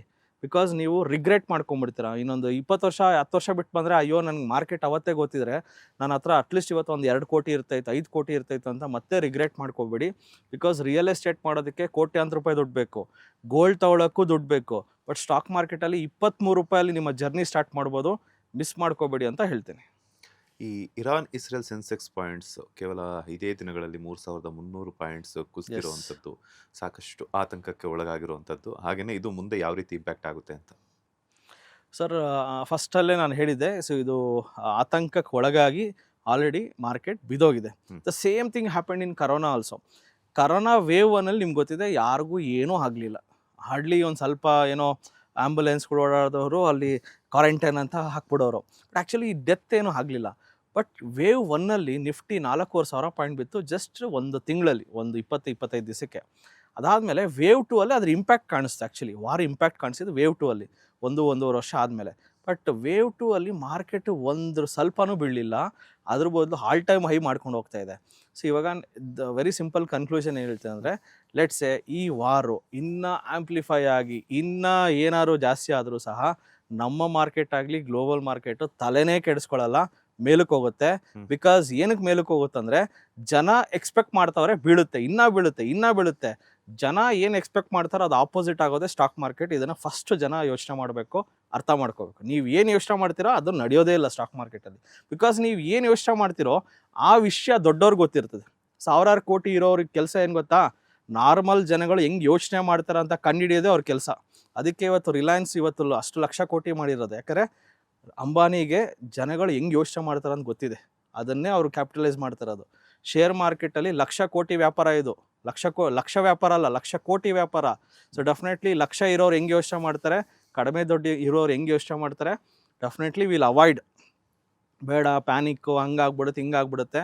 ನೀವು ಯಾವತ್ತು ಹಿಂಗಾಗ್ಬಿಡುತ್ತೆ ಇನ್ನೂ ಬಿದ್ದೋಗ್ಬಿಡುತ್ತೆ ಅಂತಿರೋ ಅವತ್ತೇ ಶೇರ್ ಮಾರ್ಕೆಟು ಮೇಲಕ್ಕೆ ಹೋಗುತ್ತೆ, ಲೈಫ್ ಟೈಮ್ ಹೋಗುತ್ತೆ, ನಿಮ್ಮ ಕೈಗೆ ಮತ್ತೆ ಸಿಗಲ್ಲ. ಸೊ ಅದರಿಂದ ರಿಗ್ರೆಟ್ ಮಾಡ್ಕೋಬೇಡಿ, ಸ್ಟಾರ್ಟ್ ಇನ್ವೆಸ್ಟಿಂಗ್. ಅಟ್ಲೀಸ್ಟ್ ನಾನು ಹೇಳೋದು, ನಿಮ್ಮ ಹತ್ರ 1 ಲಕ್ಷ ಇದ್ದರೆ ಇವತ್ತು ಮಾರ್ಕೆಟ್ ಇಷ್ಟು ಚೀಪಾಗಿದೆ, ಅಟ್ಲೀಸ್ಟ್ ಒಂದು 50,000 ರೂಪಾಯಿ ಆದರೂ ಇನ್ವೆಸ್ಟ್ ಮಾಡಿ.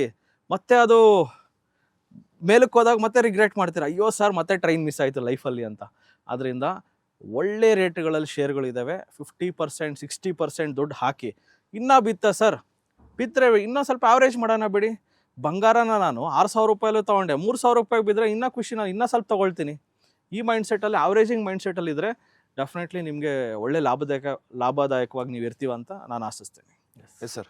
ಫೈನಲಿ ಸಾಕಷ್ಟು ವಿಚಾರಗಳನ್ನ ತಿಳಿಸ್ಕೊಟ್ರಿ. you, so sir. ಆದ್ರೂ ಕೂಡ ಒಂದಷ್ಟು ಜನಕ್ಕೆ ಇಷ್ಟೊಂದೆಲ್ಲ ಕೇಳಿಸ್ಕೊಂಡಾಗ್ಲೂ ಕೂಡ ಒಂದಷ್ಟು ಡೈರೆಕ್ಟ್ ಆಗಿ ಫೇಸ್ ಟು ಫೇಸ್ ಮೀಟ್ ಮಾಡಿದಾಗ ಅಥವಾ ನಿಮ್ಮ ಆಫೀಸಿಗೆ ಬಂದಾಗ ನಿಮ್ಮ ಆಫೀಸ್ ಅಟ್ಮಾಸ್ಫಿಯರ್ ನೋಡ್ಬೇಕು ಅಂತ ಅನ್ಸುತ್ತೆ. Yes, yes. ಸೊ ನಿಮ್ಮ ಸಂಸ್ಥೆ ಬಗ್ಗೆ ಏನಾದ್ರೂ ಜನಕ್ಕೆ Definitely. ತಲುಪಿಸೋದಾದ್ರೆ? Definitely sir. ಸರ್ ನಿಮಗೆ ಯಾರಿಗೆ ನನ್ನನ್ನು ಮೀಟ್ ಮಾಡಬೇಕು, ನಮ್ಮ ತಂಡ 60 ಜನ ಟೀಮ್ ಇದ್ದೀವಿ ನಾವು. ನಮ್ಮನ್ನು ಮೀಟ್ ಮಾಡಬೇಕಂದ್ರೆ ಪ್ರತಿ ಭಾನುವಾರ 10 ಗಂಟೆಯಿಂದ 1 ಗಂಟೆಗೆ ಮೀಟ್ ಮಾಡೋ ಬದಲು ಕ್ಲಾಸಿಗೆ ಬಂದುಬಿಡಿ. ಸೊ ಒಂದು ನಾಲೆಜು ಸಿಕ್ದಂಗೆ ಆಗುತ್ತೆ. 10 ಬ್ರ್ಯಾಂಚ್ ಇದೆ. Main branch Rajajinagar, so Rajajinagar, J P Nagar, Yelahanka, Whitefield, Electronic City, Mangaluru, Mysuru, Hubballi, Davanagere, Kalaburagi, ಇಷ್ಟು ಬ್ರ್ಯಾಂಚ್ ಇದೆ. ಡೈರೆಕ್ಟಾಗಿ ಬನ್ನಿ.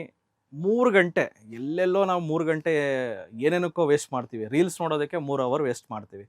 ಅದನ್ನು ಮಾಡಿ, ನಿಮ್ಗೆ ಇಷ್ಟವಾಗಿದ್ದನ್ನೇ ಮಾಡಿ.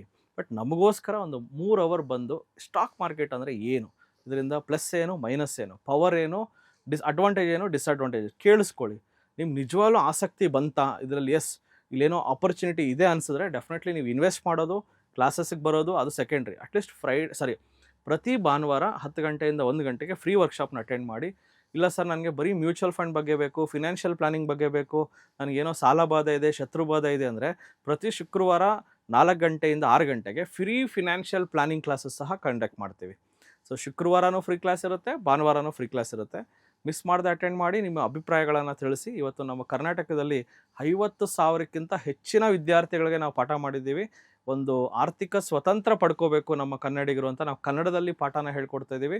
Very genuine. ನೀವು ಅನ್ಕೋಬೋದು ಇವರು ಏನೋ ಹೇಳ್ತಾರೆ, ಇವ್ರದ್ದೇನು ದುರುದ್ದೇಶ ಇರುತ್ತೋ ಅಂತ ಅನ್ಕೋಬೇಡಿ. ಫಸ್ಟು ನೀವು ಬಂದು ಫೇಸ್ ಟು ಫೇಸ್ ನಮ್ಮನ್ನು ಮೀಟ್ ಮಾಡೋವರೆಗೂ ನಿಮ್ಮ ಒಬ್ಬ ವ್ಯಕ್ತಿ ಬಗ್ಗೆ ಜಡ್ಜ್ ಮಾಡೋಕ್ಕಾಗಲ್ಲ. ಸೊ ನಿಮ್ಮ ಟೈಮನ್ನು, ಅಮೂಲ್ಯವಾದ ಟೈಮನ್ನು ನಮ್ಗೆ ಕೊಟ್ಟು ಕಲೀರಿ ಅಂತ ನಾನು ಹೇಳ್ತಾ, so thank you very much Manjunath sir, so for inviting to boss TV. Thank you sir. ನೋಡಿದ್ರಲ್ಲ, ತಮ್ಮ 10 ವರ್ಷಗಳ ಸ್ಟಾಕ್ ಮಾರ್ಕೆಟ್ ಅನುಭವದಲ್ಲಿ ಸಾಕಷ್ಟು ವಿಚಾರಗಳನ್ನ ತಿಳಿಸ್ಕೊಟ್ರು ಟಿಡಿ ಅಕಾಡೆಮಿಯ ಸಂಸ್ಥಾಪಕರಾಗಿರುವಂತಹ ಮನೋಜ್ ಕುಮಾರ್ ಅವರು. ಮುಂದಿನ ಎಪಿಸೋಡ್ನಲ್ಲಿ ಮತ್ತಷ್ಟು ಇಂಟ್ರೆಸ್ಟಿಂಗ್ ವಿಚಾರಗಳೊಂದಿಗೆ ಮತ್ತೆ ಸಿಗ್ತೀವಿ. ಅಲ್ಲಿವರೆಗೂ ನೋಡ್ತಾನೆ ಇರಿ ಬಾಸ್ ಟಿವಿ ಕನ್ನಡ. ಧನ್ಯವಾದಗಳು. ಲೇಟೆಸ್ಟ್ ಹಾಗೂ ಇಂಟ್ರೆಸ್ಟಿಂಗ್ ಸುದ್ದಿಗಳಿಗಾಗಿ ಬಾಸ್ ಟಿವಿ ಕನ್ನಡ ಚಾನೆಲ್ನ ಸಬ್ಸ್ಕ್ರೈಬ್ ಮಾಡಿ. ಹಾಗೆಯೇ ಬೆಲ್ ಐಕಾನ್ ಪ್ರೆಸ್ ಮಾಡಿ. ಇದರ ಜೊತೆಗೆ ಫೇಸ್ಬುಕ್, ಇನ್ಸ್ಟಾಗ್ರಾಮ್, ಎಕ್ಸ್ನಲ್ಲೂ ಮಿಸ್ ಮಾಡದೆ ಫಾಲೋ ಮಾಡಿ.